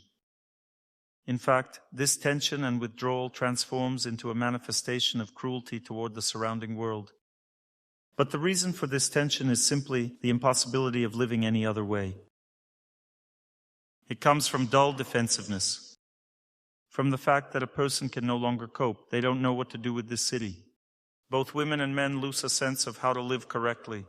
They simply lose a sense and understanding of how to live correctly. The right way is positive harmony. Depression is wrong. Negative attitude is wrong. Excessive openness is also wrong. You can get yourself a good slap in the face. But inner strength, positive inner strength, influence, positive harmony, these are the right settings for a city because you retune other people to the right mood. To do this, you need to exert yourself a little internally, and this is exactly what the headphones help you do. They set the correct rhythm. It's very important to understand that only this style wins. There is no other way to live in the city. Know that if you've traveled somewhere just a little bit, you can then rest from it for many hours in a row. This applies especially to women who are very sensitive. Therefore, certain rules are needed for living in the city. Of course, the city is needed too. You can't just move to the countryside right now because you won't be successful there. The city provides success.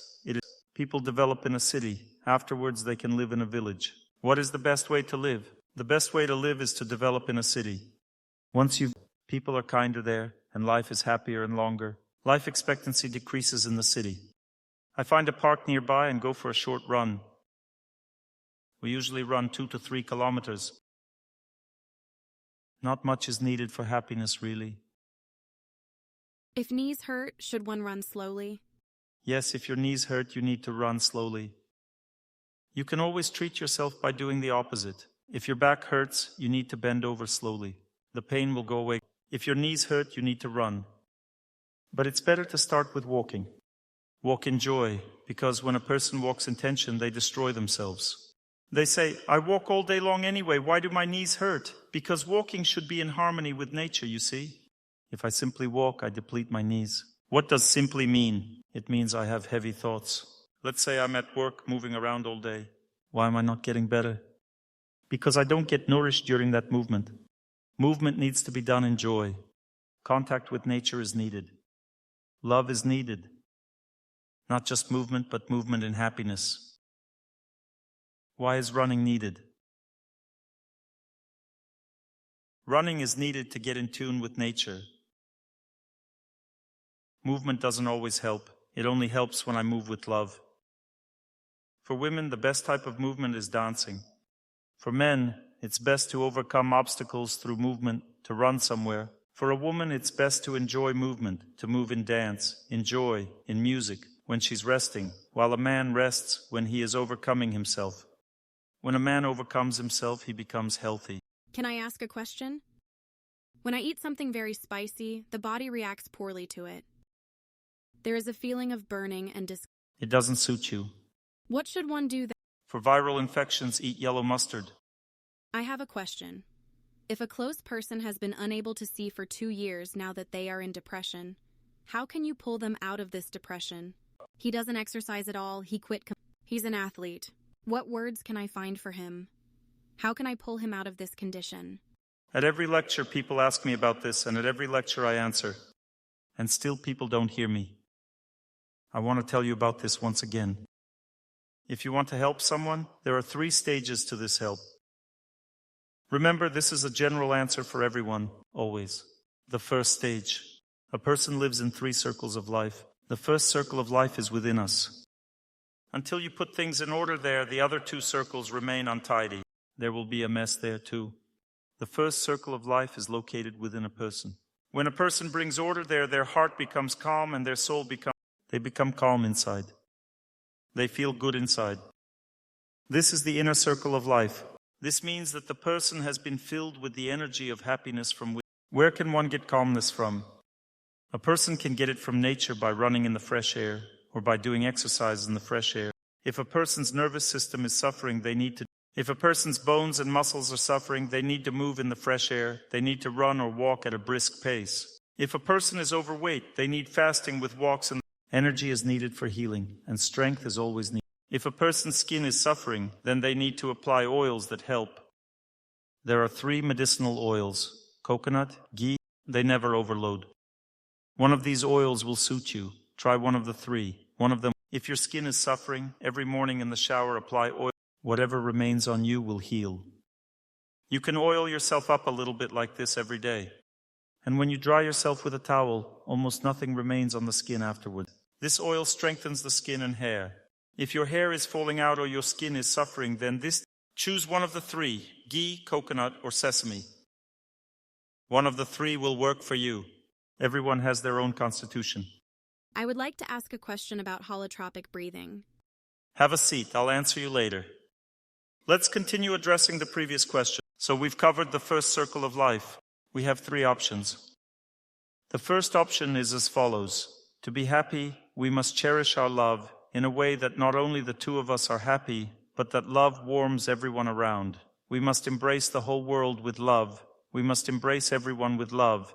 Then we can be happy every day. The second way to gain health is through a good, kind attitude toward people.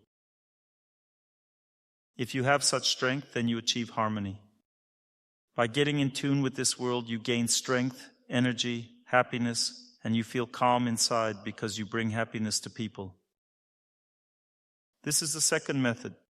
The first method is to go to the nature and fill yourself up. You go for a run, you do some exercises, you spend time in the sun, and you feel good. You fill up like this. Don't do aerobics in the gym. There's no energy there. You need to do aerobics outdoors, outside. Let everyone watch and be happy for you. I had a business seminar yesterday in Moscow. I was sitting low and nobody could see me properly. So we found a way to make sure people could see me. We made them happy because we found a way. There were folding chairs there, and they sat me on 4 chairs. One on top of another like this, and it made 4 chairs. That's how high it was. I sat on them and everyone immediately started smiling. That worked out very well. The lecture was very good. Why? Because everyone was looking at me, how I was sitting on those chairs and smiling. There was joy. Swimming will work because there's contact with the element of water. Even if it's in a pool, it's still a contact with the element. So, once the inner circle is filled, the next stage is to work with the second circle of life, which is the circle between people. It is a circle between you and the people around you. The second circle is located between persons. This is when I gain the strength to say something to the other person. The second circle lies between us. So your question is, how can you help? You're asking how to help, right? The answer is that you must have the strength to help. For that, you must first have happiness inside. That means you must be filled with energy. Being filled with energy also means having a strong sense of self-worth. If a stable person hears critical comments about themselves, they can withstand the blow, that negative energetic blow directed at them. They are strong because they have strength. They are filled with energy. They are able to forgive because they have the strength. They can also joke with a close person, talk kindly, joke around, and behave in such a way that the other doesn't get angry.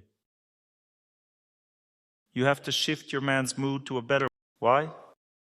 Because you have the strength in this second circle of life. In your case, you don't even have it in the. How will you give energy if you are exhausted? You don't have the strength. You haven't filled yourself up. Fill yourself up first. Then you will be able to talk to the other person kindly and jokingly. The third circle of life is the other person's inner world in relation to you.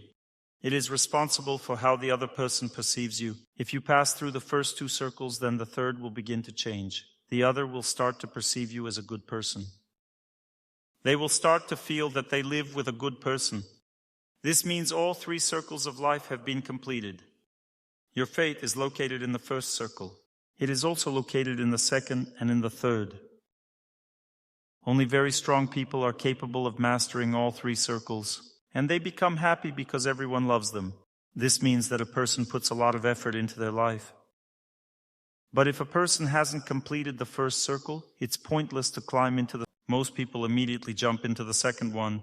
They disregard what's going on inside them and jump into explaining the other how to be good. The other doesn't need any explanations. Give them happiness, and they will immediately become good. The main reason why we are nasty is because we lack energy. Why do you think your loved one is nasty? There is only one reason. Life is hard for him. He lacks energy. If he has enough energy and is in a good mood, will he be nasty? He will be good. He will forgive everything when he feels good. For example, during a holiday or a celebration, when something nice is happening in our life, or we simply spend time in the nature, or we enjoy the sun and water, we immediately feel revived a little bit, and we forgive everything. We're walking arm in arm and everything is fine. But at home we would be fighting. Why? Because there wasn't enough energy. That's all it is. So the solution is to fill yourself with this energy. Get energized by nature. Get energized by people. How can you get energized by nature? You need to make yourself go out into nature and then make yourself love it. Because when you go out into nature, you should learn to love it regardless if it is cold or hot. Just learn to love it in any form. Then it will become your friend and will start giving you strength. To receive energy from people, you need to accomplish a feat. You have to enter the subway and start rejoicing in people. This is a feat because everyone thinks that if you are happy, you are a cult member.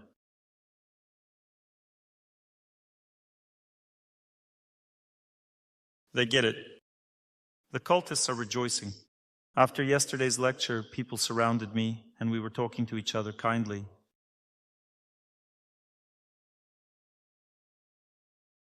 A woman approached us.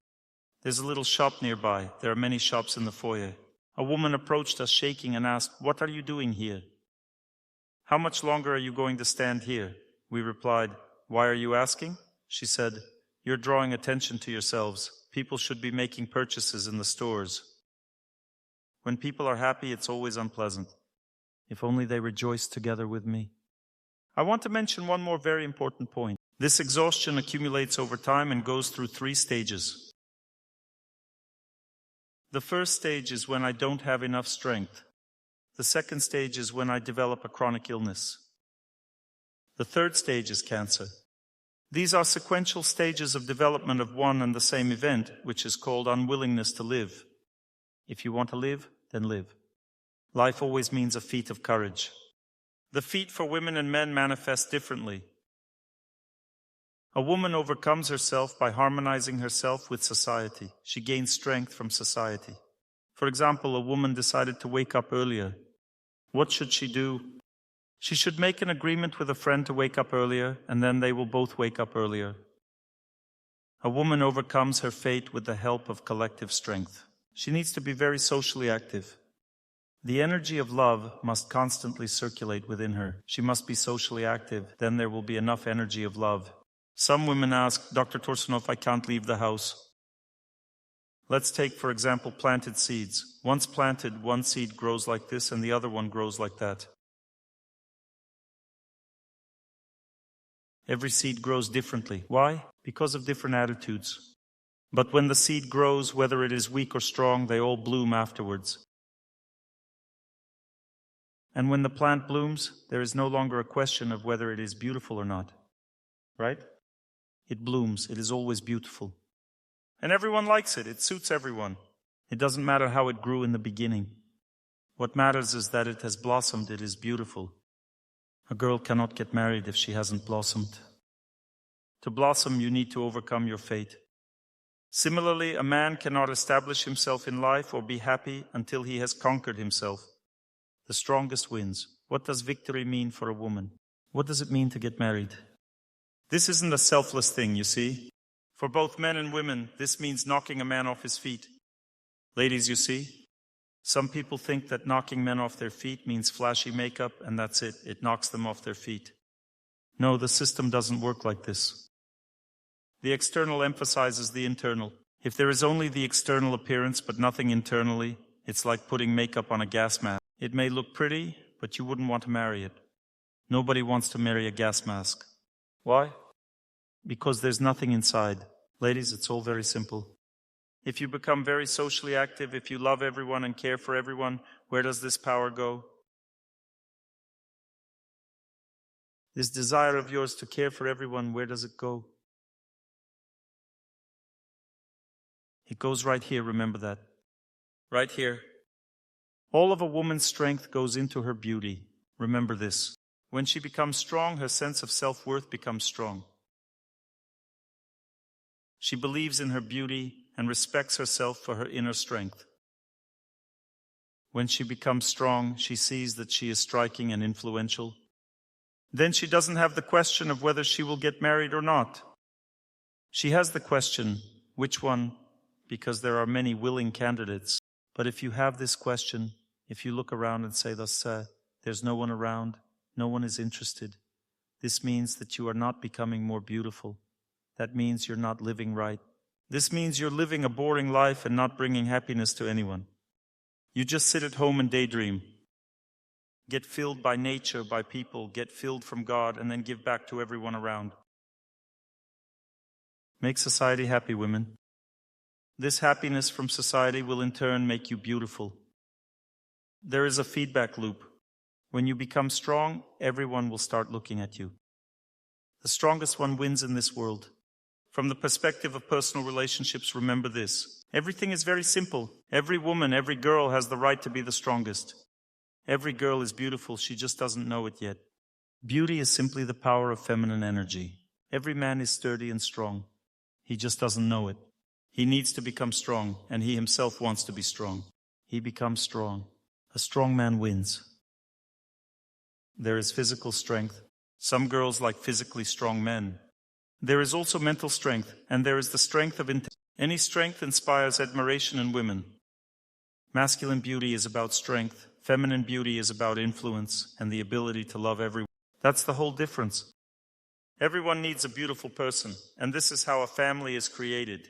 Have I answered your question about why nobody needs you? You feel that nature doesn't give you energy? As long as a person is alive, nature gives energy. What if nature has stopped giving energy?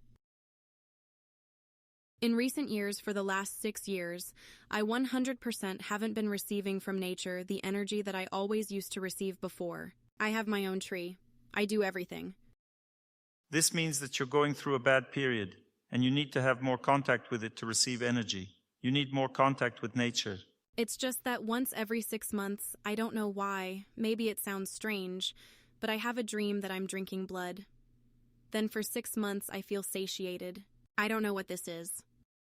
This is the influence of spirits.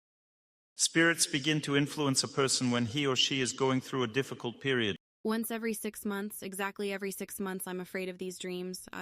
So you think this is the end of you, right? No, I wake up as a new person. I'm like a balloon, people are drawn to me. You know, you have one big problem. You don't hear me at all right now. There's zero connection. You say something and keep... But actually, you asked a question. Are you going to listen? If you're going to listen, don't say no. There's a parable where a teacher says to a student, listen, you're constantly contradicting me. You never listen to me when I'm talking to you. The student looked at the teacher and said, no, teacher, I hear you.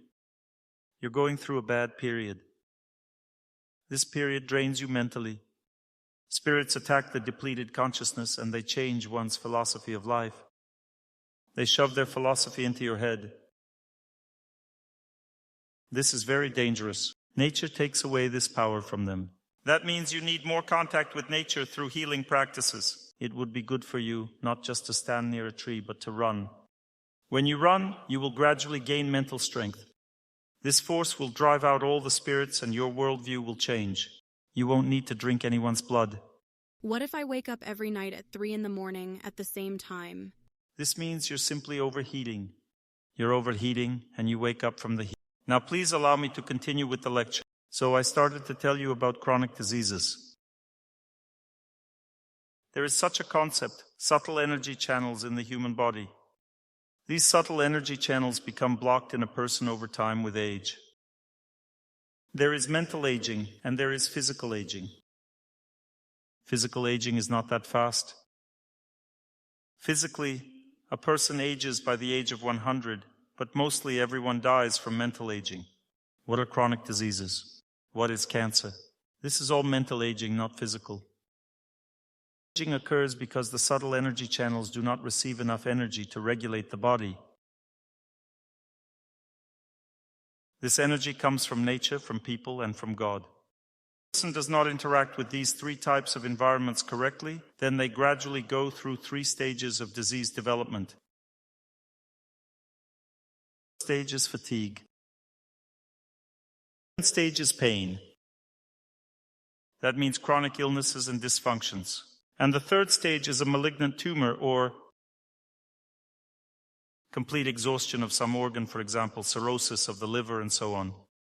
What should one do?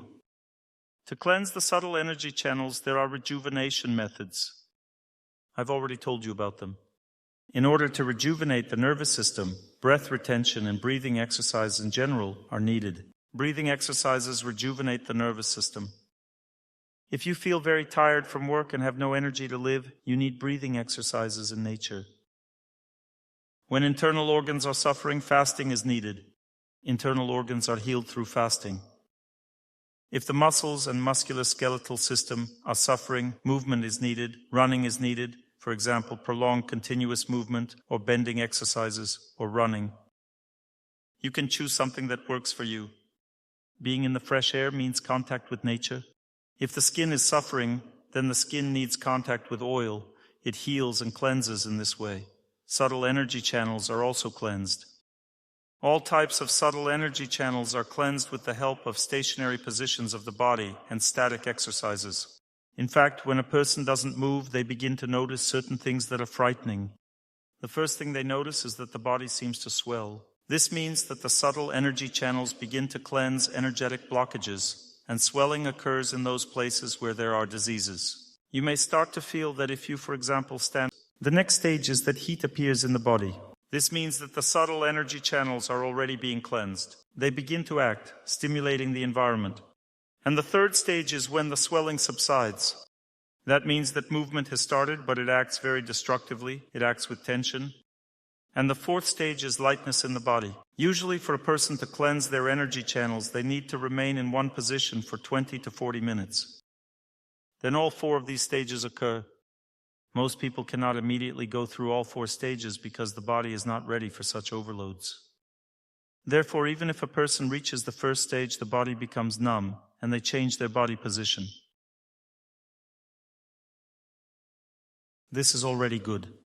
Gradually, you will learn to go further, and completely cleanse the body of these blockages in the energy channels.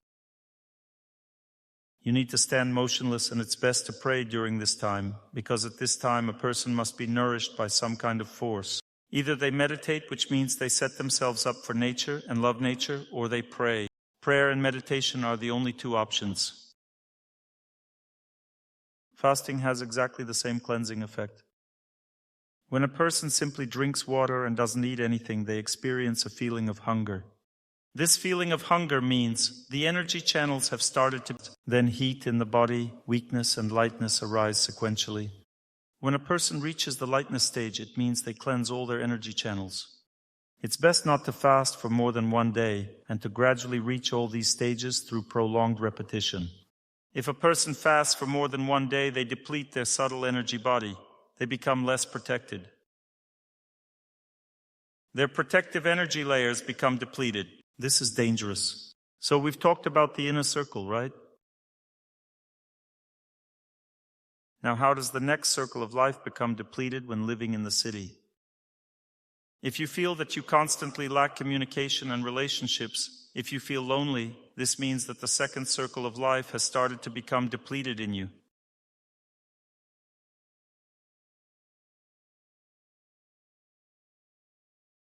The second stage is conflict. That means that people sort of break through this loneliness and pile on each other. Loneliness can exist even in a relationship with someone. You may live with your husband but still feel lonely. This means that we lack the energy that comes from nature, from people, and from God. How is it obtained? By serving these. What is service? Service is love. I love nature, I love people, I love God, I want to love, and I force myself to love. Maybe I don't love, but I force myself to. I want to live like this, loving. I rejoice in nature, I make myself go out into nature, I rejoice. I wish everyone happiness, but you may say, I don't wish everyone.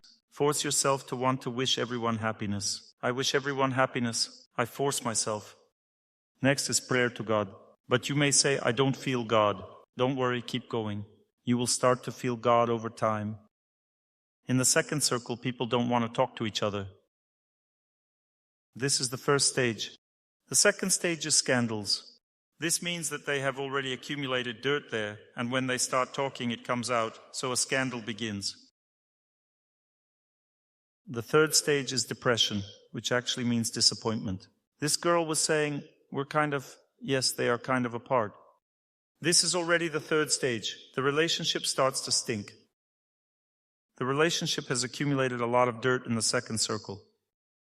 Then separation follows. After the third stage, a karmic infection turns into a fatal outcome. But while the third stage lasts, everything can still be fixed. You need to start from here, from the inner circle. You cannot fix the second circle of life until the inner one is fixed. How does destruction occur in the third circle of life? When the relationships are pure, we understand each other. The first stage of destruction manifests itself as follows. I can't quite understand what the other one wants. The second stage of destruction comes when the other person becomes unpleasant. I start to think, if the other one is unpleasant, what does that mean? This means that I made a mistake. I need to find someone else who would be pleasant. You know what this can be compared to? This can be compared to when you don't brush your teeth and your breath starts to stink. You come to the dentist and say, pull out all these teeth. They're unpleasant, they stink. For some reason, we don't apply this logic when it comes to our own mouth or to one's own children. Let's say your relationship with your child has deteriorated and the child has become unpleasant. You don't say, take my child away from me, they are unpleasant. This is your child. You don't get rid of them, do you? But your husband is also yours, and so is the wife. Why do we remove close people from our relationships?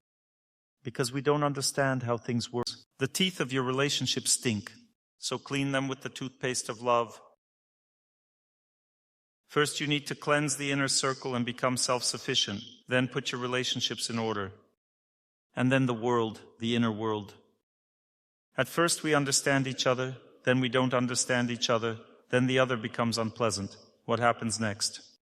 We decide to get rid of it. If I can't stand the other person, how am I supposed to live with them?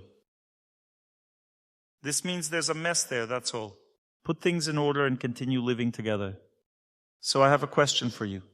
According to today's lecture, what is the main cause of all our problems?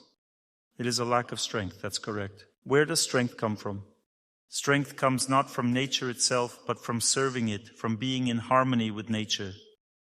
That means that you need to help nature, you need to love nature. When you run, don't just run mindlessly, but love everyone around you, run in joy. Tomorrow at the concert, a song called Rejoice will be performed. I would like to say a few words about what these artists do. This is my long-term dream. I wanted my lectures to be embodied in play or in some sort of practical performance, to have a maximum contact with the audience. When I explained this to the artists, they said, we don't know such a genre. This was about 7 years ago. They said, what you're describing isn't a theatrical genre at all. I insisted that I need it. So they gradually moved toward this genre. Now they have started to bring it to life. Maybe they haven't perfected it yet, but they have started to perform in this very manner. The performance begins, and gradually a contact with the audience is established. It's like a lecture, but in the form of a game. There are jokes and laughter. All people in the audience start to get involved in it and start to understand how to build relationships correctly. It's similar to my lectures, but in the form of a game. It is close to a theatrical performance, but an interactive. It is amazing. How many of you have seen Nika's theater? This will be a new performance, even closer to you, even more intimate. Tomorrow you will see it. This will be your New Year's gift. What else will we be doing tomorrow? The first part of the lecture will be setting yourself up for the upcoming year. This is very important. Just as a person makes contact with the present, they must also learn to make contact with the future. One must learn to set oneself up for the future. To do this, you need to feel the upcoming year and feel joy about it. Tomorrow I will tell you what the new year will be like, and then we will learn to find joy in it. You may say, if only there was something to be happy about. You have to be happy regardless. Every year is a good year. If a person doesn't want to accept it as it is, they won't be happy all year long. Therefore, you need to set yourself up for it. You need to get in tune with it. If a girl wants to get married, she must set herself up for it. Imagine a guy asks, "Will you marry me?" She seems to love him, but she says, "Let me give you an answer tomorrow." Why does she need this day? To set herself up for it. She needs to decide for herself and to set herself up for living her life with this man. She wants to set herself up for it.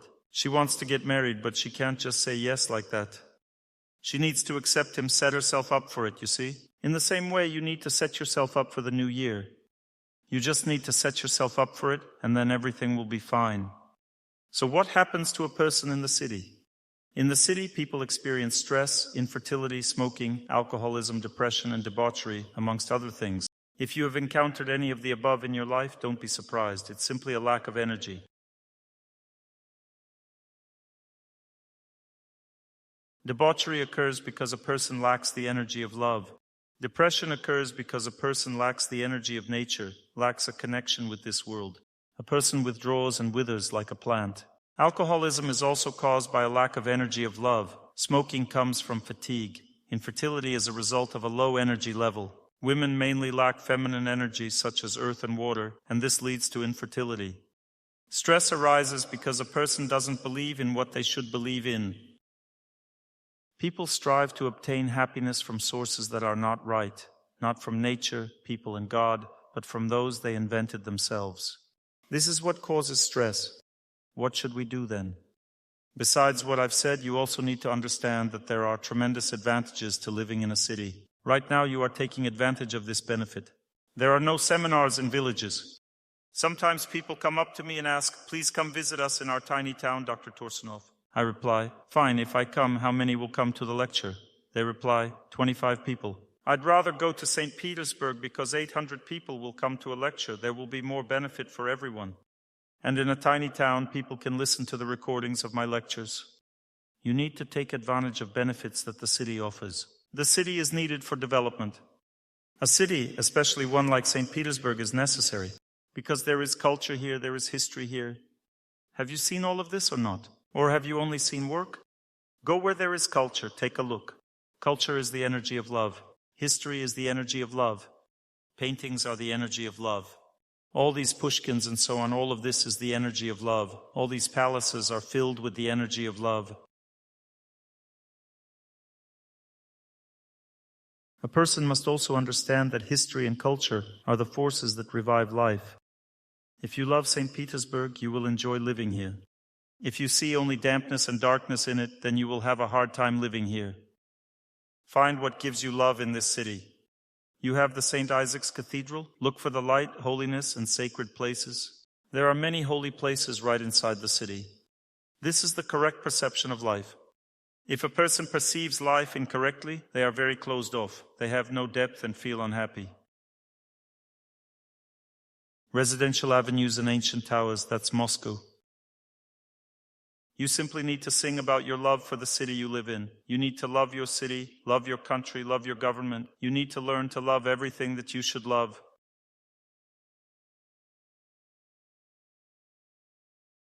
You can quarrel with the government in your heart. How is this different from arguing with your boss? It is not at all. And how is that different from fighting with your husband? It is not at all. And how is this different from a disease inside the body? It is not at all. These are simply different circles of life. There is a circle within a country.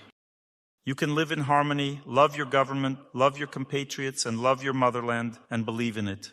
This is a circle of life that gives a person happiness and personal development. Next, you can love your factory, your company, your workplace, and so on. It's clear that loving everything is not easy. There are problems and shortcomings after all. But God gave you this place to work. He gave you money here. You receive money here. So be happy and love this place, because this is where they give you the energy of love. Money is also the energy of love. It is the ability to live. It's impossible to live without money. Therefore, a person must become strong and self-sufficient.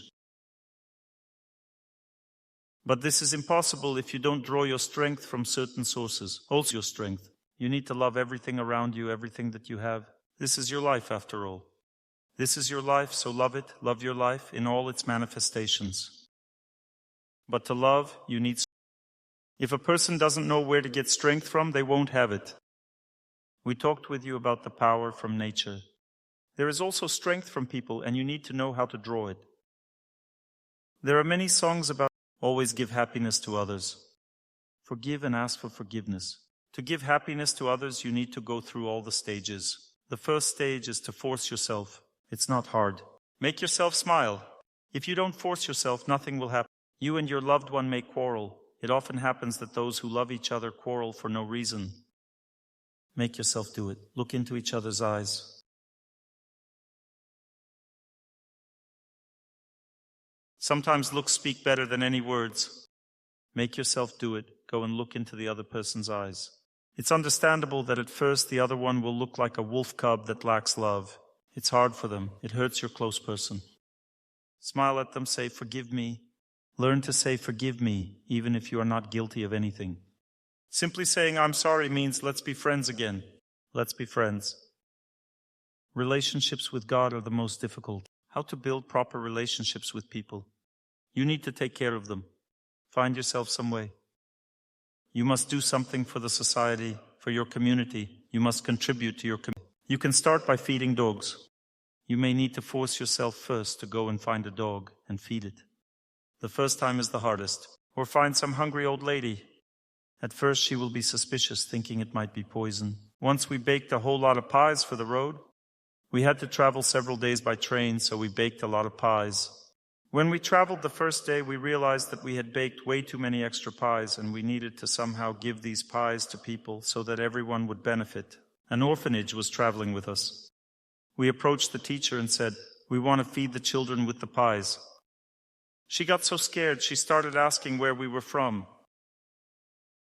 We explained who we were and where we were from. Then she said, give me one pie, but I'll choose myself. She ate and ate and ate. It was delicious. Then she looked around, brought over the biggest child and said, eat. He took a pie, ate it, and asked for another one. She told him, no, you can't have more, next one. And we fed all the children one pie each. Everyone was happy. Then the whole train was happy. The energy of love began to flow between the children through this exchange. They would run up to us and look at us like that. They became friends because they felt the energy of love through the pies. In the same way, your neighbors will smile at you when you feed them pies. Dogs will wag their tails on the street. Old ladies will look at you and say, well done, dear, thank you. Life will begin, you see. Everything around feels empty. There is no life because there are no relationships. In the old days, people used to play accordions in villages. But now no one plays accordions anywhere because people just sit and watch what they're being shown.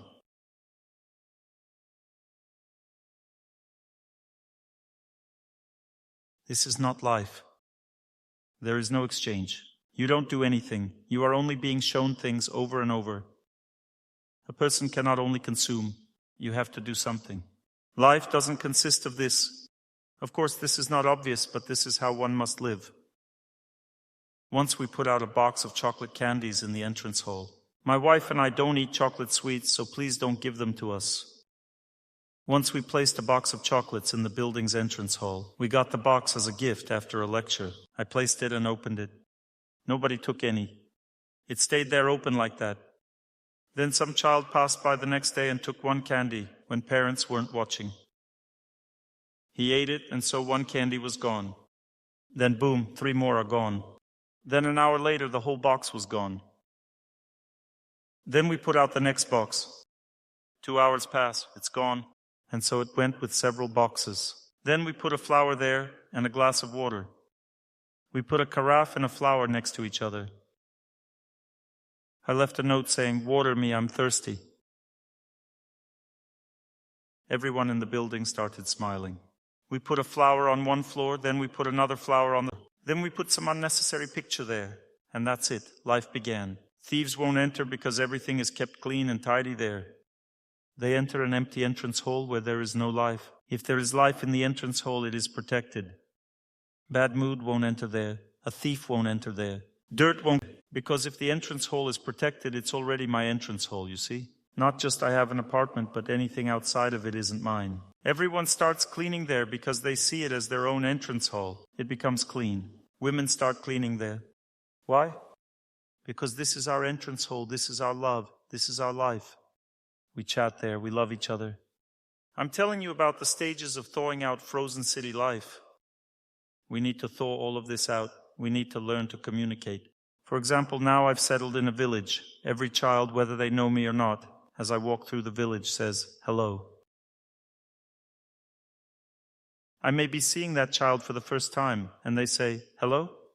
Because that's the culture. But it needs to be created. Otherwise, there is no life. When there are no relationships between two apartments, hostility begins. It can escalate into terrible things.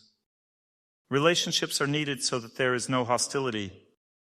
Just as between countries, relationships are also needed. The same applies to relationships between apartments. This means you need to invest in this space of relationships, the space of people. If you don't invest in it, you will be lonely. Why lonely? Because there is no strength. Why is there no strength? Because you don't live a life of relationships. Let's take work, for example. Why do you get tired at work? Because there are no relationships. If you love everyone, you feel good at work. Why don't you have a family? Because you don't have the strength to create this family. A woman's strength is the strength of relationship.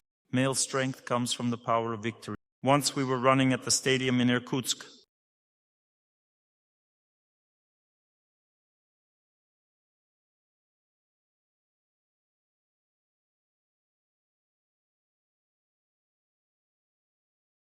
There was a school and a stadium near our house in a huge residential area of a bunch of large apartment buildings. Only 3 people were running. 2 of us and one other half-crippled guy, clearly already desperate enough to be there. There was no one else at the stadium. Why? Because everyone is glued to their TVs. This means they don't want... How can you tell that people want to live? It's when the entire stadium is full. Everyone is running, everyone is jumping, everyone is doing exercises. This means that people are living. Otherwise, they will just slowly pass. You question, please. First of all, thank you for your lecture. I completely agree with you. Because I, like no one else, was able to experience all of this. I lived and worked in Turkey for a very long time, in a very nice hotel. I had everything. I had a social circle. I had an interesting job. I had water, earth, sun, and the energy of people. Sunny people, so to speak. But due to a political situation, I'm now here. I don't feel great. I'm a very positive person. I try to fight every day. But it's not even that it's difficult for me, it's that I don't know whether it's worth it at all. Or maybe I should try to go back, even though everyone tells me, that's not your country. But did anyone ever throw you candy in Turkey, even once? Candy? What do you mean? I'll throw you a candy right now. Yes, sometimes I got candies there. You see, the people there are actually very positive and they always support you, if that's what you mean. Did you notice that I threw you candy? Yes. And you're happy about how positive the people are here? I'm happy and I'm joyful. But very few people here throw candies. Usually I'm the one throwing candies. It really is like that. I have a question for you. Is there something wrong with me that I can't fit in? I feel like a puzzle piece that has been pulled out from somewhere and placed somewhere else, where I don't fit. I try to love, but it's very difficult for me after 10 years of living there and having interesting work. To love this weather now, this sky, the forest, the trees. I had everything there, including the sun, you know. What should I do? Should I try to go back, or should I just calm down and build my life here? There will be tanks there soon. I understand, but I can't let it go yet. Well, go under the tanks, but in your own homeland. The situation here is such that there's nothing for me to eat. I'm a vegetarian, and I feel that they're poisoning me with food. I walk around the store, read labels, can't find anything good. You just destroyed in 5 minutes everything I've built over 2 hours. I didn't mean to. Should I let you continue speaking or not? I didn't mean to. Please give back the microphone. You are destroying people's faith. You are destroying people's lives simply because you are not being given what you want. This is selfishness. A person should live where God has placed them and be grateful for that place. I might also want to live somewhere else. I sense other worlds. Your Turkey pales in comparison to them. Life there is completely different, but I live here and I'm happy about it. But you are not, because you're selfish. And if you don't stop being selfish, God will send you to an even worse place. There are other places where it's not fun at all.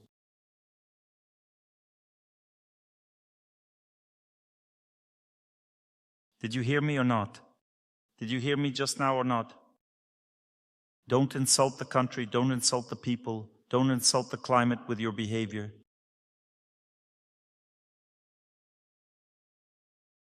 You were being insulting just now. Those who think so, stand up. Now, look at the audience now. Who thinks she was offended just now? Look. You don't want to look? Who doesn't think that she offended someone? Look at the difference. Only 10 people don't think so, while 300 people think so now. What should you say now? What should you say now? What should you say? You need to say, please forgive me, I will no longer speak this way about this city, about this country, about this climate, and about these people. Forgive me for these words. Unfortunately, sometimes it happens like this. I did this for you just now.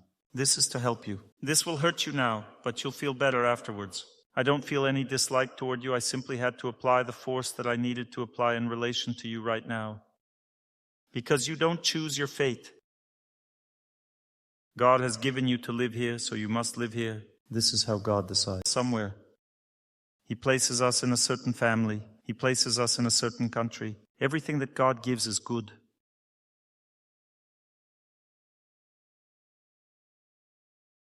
Teacher told me, go to Russia.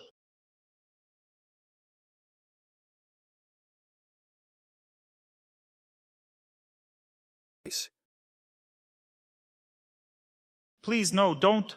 I wasn't asking you, I was asking another person in the back. You shouldn't give advice to a young woman, especially in a stern tone. She accepted me, but not you. She doesn't know you, she knows me. I wanted to say that Russia is not only Moscow, there's also the Black Sea. Don't say anything. God didn't send me to the Black Sea, but to St. Petersburg, so that she would learn to love everyone here. Good afternoon. Thank you for the second marriage, and right now my relationship is falling apart very seriously. And I have this question. What should I do? Is it even worth doing anything? Just assess the stage of destruction. Anything?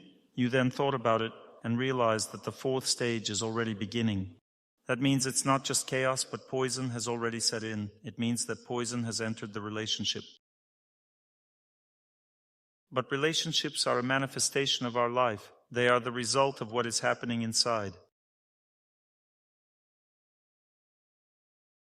Therefore, first, a person cannot obtain happiness from a relationship with another person, energy of happiness, but you are trying to receive it from there. There is no happiness there. Between two people, the Lord places as much tension as a person needs in life. Your fate requires you to have exactly as much tension as you currently have. We don't choose this. The Lord has given you a lot of tension right now. This means that a lot of inner strength needs to be generated to neutralize. You see? No options here. You need to fight for the relationship until the very question is how. If you are suffering as much as you are suffering right now, you don't need to be too close. When there is a lot of pain between people, it's better to clear it away gradually, and that means increasing the distance.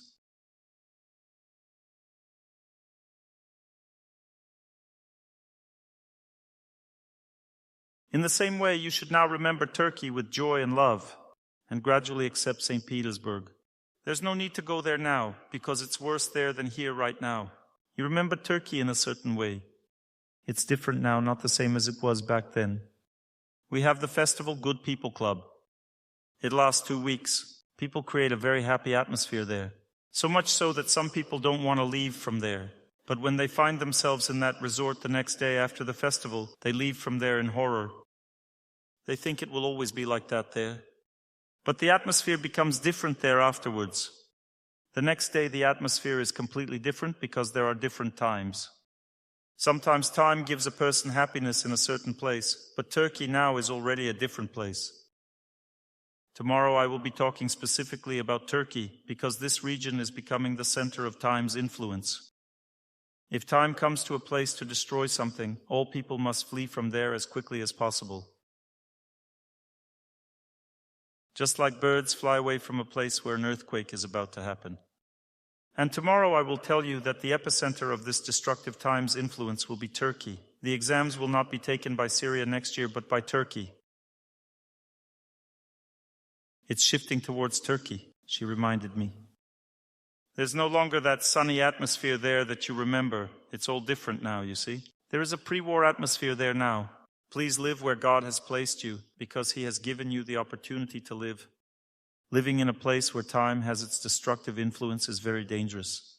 For example, people from Donetsk come up to me and say, Dr. Torsunov, what do you think? Should I stay in Donetsk or should... If I leave, I'll have nothing.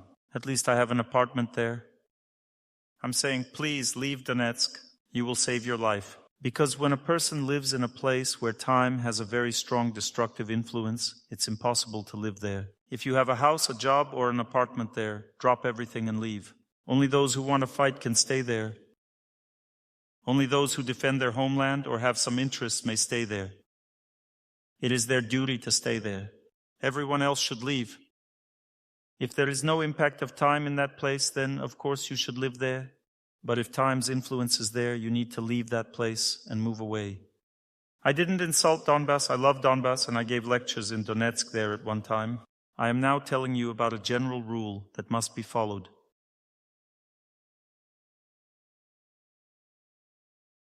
If destructive energy of time comes to a certain place and creates a military situation, people must leave that place or fight, one of the two. Then when the bad influence of time leaves that place, you need to come back there again and live there. Everything gets restored. Is this clear? I have an employee, we pulled her out of there. I have one acquaintance who has known me for many years. When the chaos started there, we were trying to convince her to leave. We told her, we need a doctor, please come, we need a doctor. We didn't need a doctor. We were simply pulling her out of there. Her husband is also a doctor, and he didn't want to go. She said, well, I'll go since they're asking me to. I'll work for some time. She came to us for a few months just to help out and work. Then it turned out that her husband was no longer alive. And if she had stayed there, she wouldn't be alive either, most likely. This is exactly what I'm talking about right now. You see, that's what I'm talking about. There are places that are no longer as sunny as they seemed, and that sunny time remains only in your past. Let me say a few more words on this topic. The school where I studied is very strongly imprinted in my memory. It's a school in Tolyatti. I studied there. That was a happy time in my life.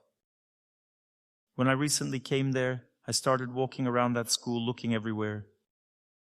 I saw that this place no longer exists. This is a completely different school. There are different people there, different rules, different energy, and different atmosphere. Different trees grow there, and the environment is different.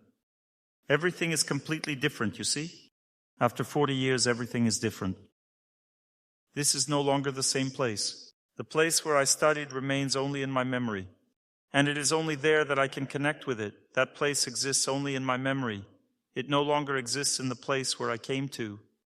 In the same way, this Turkey that you remember now only lives in your memory. Remember it with joy, visit it in your memory. God gave you a good time and a good life because there are other people too. I've also heard different reviews about Turkey. Some people feel good there, while others feel very bad. They leave from there. Everyone is different. Some people feel very good and say, therefore it's different for everyone. Let's continue our conversation. You need to distance yourself and pray. You need to accumulate energy now. My diagnosis is as follows. You are severely lacking. You are exhausted from a health perspective. You have weak health. When there is no health, there is no strength to love or to build relationships. Same applies to hormonal energy. When a woman has a hormonal imbalance, she cannot give as much love as she could if her hormones were functioning normally. Hormones depend on the energy of the earth and water. You see, even from this point of view, you should now take care of your health. You need movement. You need more movement. You lead a very lazy life. You get up late, right? No? Well, then you must have some kind of weakness. I don't know. Do you go to bed late and wake up early? That means you're not getting enough sleep. This is also a reason a person should not be sleeping. You are also mentally exhausted because you keep beating your head against the same wall. You want to prove something to a person in your life. This is how any family falls apart. I don't even need to hear you out. You see, if you accept your husband, then nothing will fall apart. You need to accept him with all his quirks, because right now he's going through a hard time, and he's not soft and fluffy, but rather slippery. You need to accept him as he is, just the way he is right now. In this way, you will understand him as a person.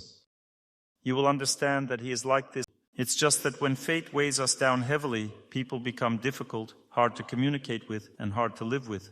This is how time affects people. Our situation is further complicated by the fact that we were told we wouldn't have a child together, and that's when it all started. People who tell others things like that should be locked up. It is completely unacceptable to speak like that. Just as it's unacceptable to speak negatively of a city, it is also unacceptable to speak negatively of a family. It is an insult. For example, a person comes to an astrologer and they tell, "You have no compatibility." Do astrologers consider themselves equal to God? God brought people together. God keeps them together. He united their hearts. He works to create their relationship. They go to some fool, forgive me for saying that, who considers themselves a scientist, but in reality, they are not scientists at all. Because a learned person does not speak about what will be destroyed. They talk about how to preserve it. Let's say they see some difficulties in the chart. They may see difficulties. For example, they see that a family might fall apart. If you know how to help, then speak up. If you don't know, don't say anything about it at all, because your goal is to help. Your goal is not to doom people to something. Your only goal is to help. This is why God has entrusted. Same applies to doctors. There are many jokes about doctors. They are funny because these are jokes. We laugh at jokes. But here we are dealing with something else in real life. Someone comes to a doctor and asks, "Doctor, will I live?" And a doctor replies, "Well, I wouldn't advise it." It's funny because it's a joke. Or another one. Someone comes to the doctor replies, "You will, but only under yourself." It sounds funny, right? When it's a joke, yes, it sounds funny. Now imagine if a doctor actually says such a thing. We would no longer find it funny. A couple comes to an astrologer to seek help in their family life, and the astrologer tells them, "You won't have children." What a wonderful insight. Why won't there be children in this couple? There is always a possibility of conceiving children. It may involve more difficulties and more work, that's all. Why won't there be? If, let's say, it's difficult for me to run, that doesn't mean I can't run. It's just harder for me, that's all. You see what I'm saying? For example, it was difficult for me to learn English. That doesn't mean I didn't learn it. It was difficult for me, so I studied, and finally learned it. But if they had told me, "You won't learn English," then what? If an astrologer looked at the horoscope with a knowing expression and said, "You won't learn English," then what? Here is another situation for you. An old lady came to the doctor and said, the doctor asked, "How old are you?" She said, 80. The doctor replied, "Well, that's it, you're out of." Funny, right? But if he had actually said that to the old lady, it wouldn't be funny anymore.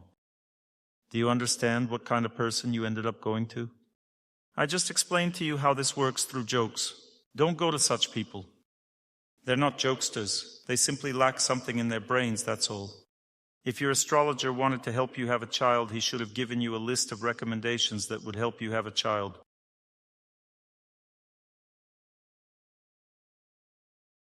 Whether you should be together or not is none of his business. This is God's business, you see. God brought you together. By destroying your faith, this person will bear punishment for it.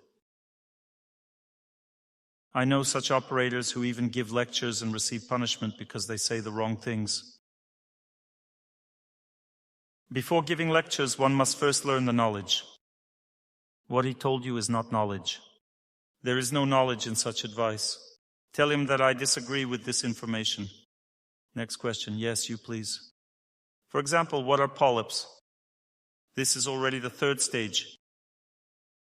The first stage is fatigue. The second stage is when the function is impaired. And the third stage is when something starts growing. When something starts growing, there are two legitimate ways to get rid of it. One way is to simply remove it, because once it starts growing, it's already very dangerous for the body. It's always dangerous. If it's easy to remove, let's say, it's on the skin surface, then just remove it. Some people say, Dr. Torsunov, please dissolve this thing on my skin for me. Well, just apply a little bit of remedy so it dissolves. I say, it will take a year to dissolve. It's nothing terrible. But what if it turns into cancer within a year? Oh, that's already scary. Maybe it's easier to remove it? I already had them removed once and they grew back again. Correct. You're right to say that, because the removal itself is merely a way to get rid of a more dangerous outcome. But this doesn't mean that the person is getting rid of the disease, because the cause lies in the subtle energy channels, which are already blocked to the third degree. What should be done? Fasting, yoga, and breathing exercises. There are various cleansing practices. You need fasting, so choose fasting, but I think everything will be helpful. You should do yoga as well. Sauna also helps to cleanse the body. This is our local practice. A person steams themselves and then applies cold. Alternating heat and cold also cleanses the subtle energy channel. If you have an ulcer, you can't practice dry fasting, but you can fast on water.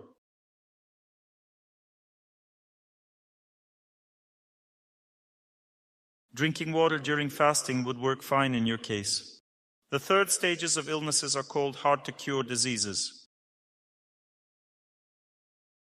I don't know what advice to give in these cases. These cases need to be considered individually. It's very dangerous to give general advice here. General advice is to cleanse the blockages in the energy. If a person has cancer, then fasting is dangerous because the more weight they lose, the more strength they lose. Therefore, static exercises are better suited for malignant tumors. Static exercises help to overcome one's fate. The stationary position of the body is the safest thing to recommend in this regard. Because the more weight a person loses with a malignant tumor, the less time they have left to live. Who wants to ask a question that will be useful for everyone? Hello. Thank you very much for your lectures. There's a lot of useful information, and it really works. Your advices produce very good changes. I have the following question.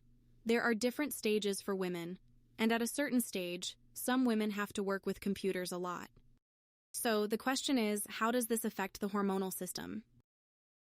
I assume that maybe it's not very good. Any work will have a negative impact on the hormonal system, especially work involving electrical energies. But we can't live without it. A person's entire life is here now, and their work is here now too. This is inevitable. Therefore, you shouldn't be afraid of this. Fear means intensified negative contact. Don't be afraid of this thing. There's no need to be afraid. Please bear in mind that a lack of contact with nature will definitely prevent you from being healthy. But if you stay in contact with nature, everything will... There are just special cases. For example, I sit next to the computer and I really feel it. My eyes hurt. I really feel that I'm not well. That means this type of computer doesn't suit me. In this case, I should try to find a different one. I need to take a look around and do some research. Maybe you shouldn't be working with a computer at all, but with something else instead. It's just that there are special cases when the sensitivity is high. Such things happen. If you don't have a special case of particularly high sensitivity, then the solution is to spend more time in nature. You will get well, and these problems will gradually go away. Neutralization. This is called neutralization. That means that you defeat bad fate through proper contact, when some form of contact is inevitable. We come into contact with asphalt, we eat food grown with chemicals, we breathe air that is saturated with gases. All of this exists. Can we live with this? Yes, we can. We can neutralize this with food that is grown cleanly. For example, we can grow sprouted grains ourselves. We can simply cleanse ourselves through fasting. We can run in nature, jump, move, and in this way our body cleanses itself of everything unnecessary.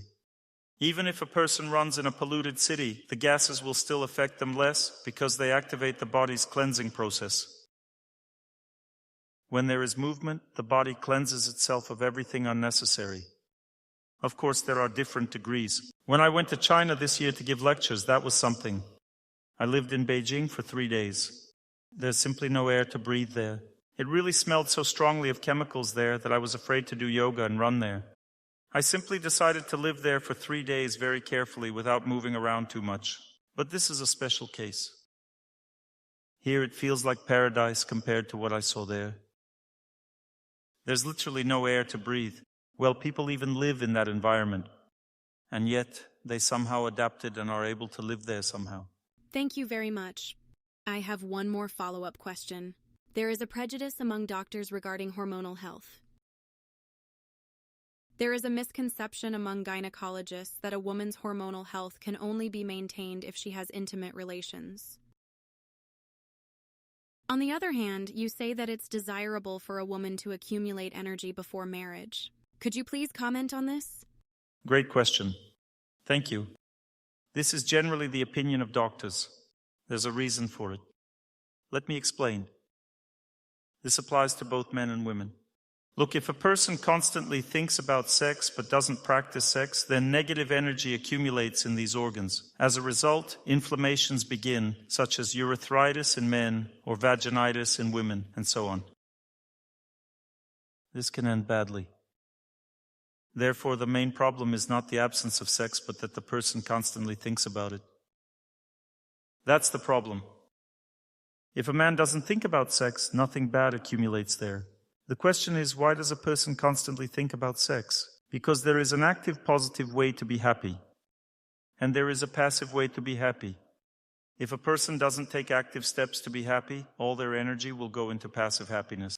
Passive happiness always means energy moving downward. First, hunger. I'm now giving you the stages of passive happiness. A person relaxes, doesn't want to do anything, doesn't want to wish happiness to everyone, doesn't want to love everyone, just wants to enjoy and feel happy. The first stage is when we eat too much, especially in the evenings. The second stage is when the energy moves down. Below are the centers associated with fear.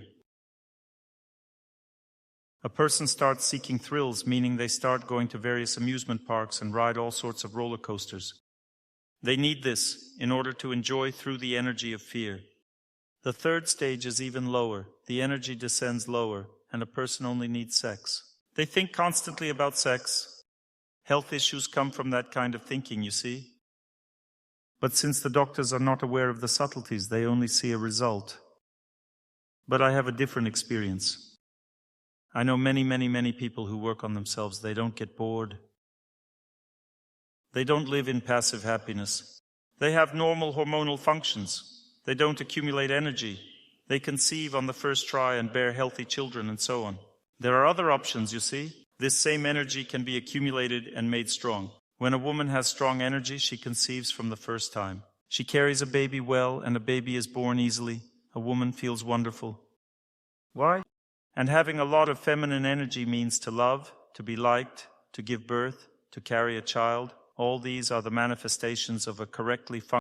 Therefore, what other conclusion can we draw?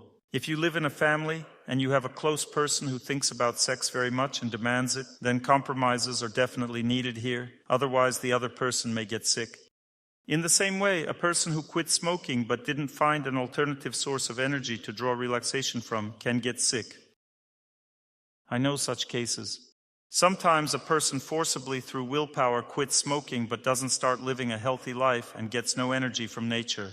What is smoking anyway? People smoke to artificially suppress fatigue, so that the picture of fatigue at least externally disappears. Therefore, you can't do any of this artificially. You cannot artificially quit smoking. You cannot artificially quit drinking. You cannot artificially practice celibacy. It's very dangerous. It's even dangerous to artificially stop eating meat. Because even this, even an inclination toward meat-based food, has a reason of its own. Everything should evolve naturally. When a person develops spiritually, everything unnecessary falls off on its own because it is no longer wanted. A person doesn't need it anymore. Personal development is the simplest and the safest method. This is a very delicate topic. I hope everyone understood that these are a person's strong attachments. We are now talking about strong attachments that are very difficult to control. Therefore, a person chooses their own life standards according to their ability to endure these things. Did I answer your question? I want to apologize to all of you. I got a bit out of balance and started using strong language. This is completely wrong. But you see, people sometimes use strong language. Even Dr. Torsunov does that. Can you imagine? People sometimes do. What should we do when we've used strong words? We should apologize. I am very glad to be able to attend your lecture. I feel somewhat better. I watch your videos and I follow your recommendations. In general, I love the city of St. Petersburg very much, and I've dreamed about it since. I have a job that lifts my spirits. My job is a balm for my heart. Thank you. You are a wise person. You said the right words at the right time. I am very grateful to you. I have wonderful relationships with my relatives and my neighbors. In general, I treat everyone very well.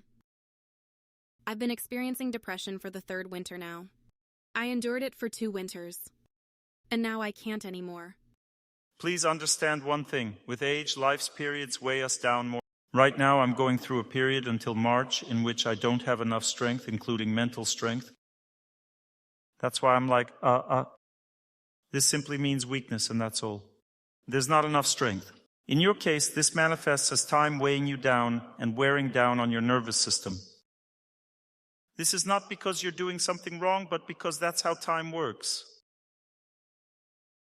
During this time, in order to get rid of this strong pressure and depression, you need to do static exercises. You need to stand near trees. This is the best thing that will help you. Start standing near trees now, because you don't have the strength to do exercises. Start standing near trees and walk outside in the fresh air every day. The depression won't go away immediately, but you'll gradually start to feel better. What about the antidepressants? Well, take them for a while. What else can you do? Otherwise, things could get really bad. There's nothing terrible about taking these. I couldn't drink or eat. Last year, I endured it for 2 months. Then it gradually passed on its own. But now it suddenly hit me again. You heard that, right? Did you hear what she's saying? Keep this in mind. It applies to every person. The person in this world lives exactly as long as they are able to endure the blows of time. Because time acts in 2 ways. The first way is when it gradually ages us. This method is very humane. There are no problems with it. No one worries about getting older. There's nothing to worry about. The second way is what causes concern. The second way time impacts us is cyclical. This one is the most dangerous. It only hits you completely unexpectedly. In this period, only healing practices help. When fate weighs you down, you simply need to choose a healing practice. For example, I do static exercises. I'm going through a difficult period right now. It started 2 weeks ago. I stopped wearing stones. I always wear stones and they always help. Then suddenly they stopped helping me. That was it. They stopped supporting me or helping me. Prolonged continuous movement and running started to help me. Before that I was saving my... And now I started running. I set myself up, prayed, and realized that right now, at this time, only running will help me. I started running and I felt better. I've been practicing yoga for many years. I take contrast showers. I go to the sauna. Right now you should do these healing practices more thoroughly. You need to do each exercise twice as long, and you will feel better. Because a healing practice is the only thing that defeats bad fate. The older a person gets, the longer the healing practice should be in order to defeat bad fate. This is the only way to survive during a period when fate weighs us down. 3 years ago, fate weighed me down. I had to pray 8 hours a day continuously in order to come out of the influence of this negative force, simply to be able to function in a self-sufficient manner. I had enough self-respect to force myself to do nothing except what brings me back to order. I wanted to cleanse myself internally. I left everything, all my activities. For a month, I simply prayed 8 hours a day. After about 25 days, I felt a release, and the bad fate receded. I'm simply giving examples from my own experience. This is how fate will weigh down everyone. Everyone who comes to me says something like, Dr. Torsunov, my family is falling apart. Dr. Torsunov, my health is falling. Or like this woman says, I can't live here. It's all one and the same thing. But what does it mean to have the right attitude and accept? To accept means to say, I can't do this and it's okay. I accept it. Then victory follows. First comes acceptance. Then gradually a person overcomes their fate. If you are getting divorced, what do you need to accept? First, you need to force yourself to find contentment within yourself. Then you need to forgive. And that's it. Everything will be fine. Now we will wish everyone happiness because our time is running out. I'm somehow dissatisfied with myself in general. God is displeased with me, and I am displeased with myself. All right, let's sit up straight. We need to keep moving forward. The only way out when things are hard for us is prayer. I came back from my last trip and I couldn't even go to India for a spiritual program because my health was poor. I had no strength. I stayed at home to recover. More spiritual practice, more movement, more healing practices, and so on. This helps a lot. When a person is having a really hard time, they may need to set aside some secondary matters and immerse themselves in healing practices, because only healing practices save a person during difficult times. A healing practice brings maximum results when we concentrate on the sound of those people who are praying and try to pray the same way they do, believing that it helps us greatly. This healing practice brings maximum results. Maximum results. I do this with my friends, with everyone who works with me. There are about 70 people around me. We gather on weekends when we have time and play a voice of a holy person. We begin to pray all together in a very synchronized way while listening to a holy person praying.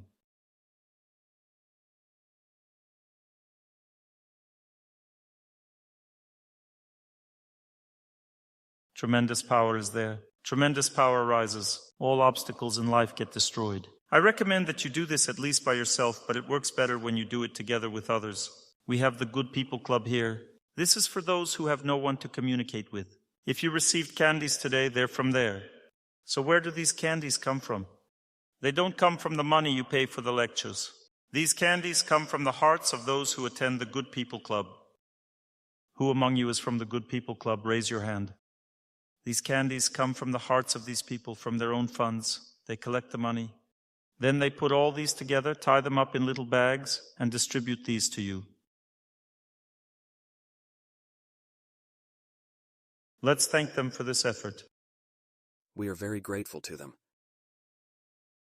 I feel better already. Come to the Good People Club in St. Petersburg. We have a website, 30.ru, where all the contact information is available. You can go to the website where it says Good People Club on the site and find the contact information. Is it there or not? Yes, it is.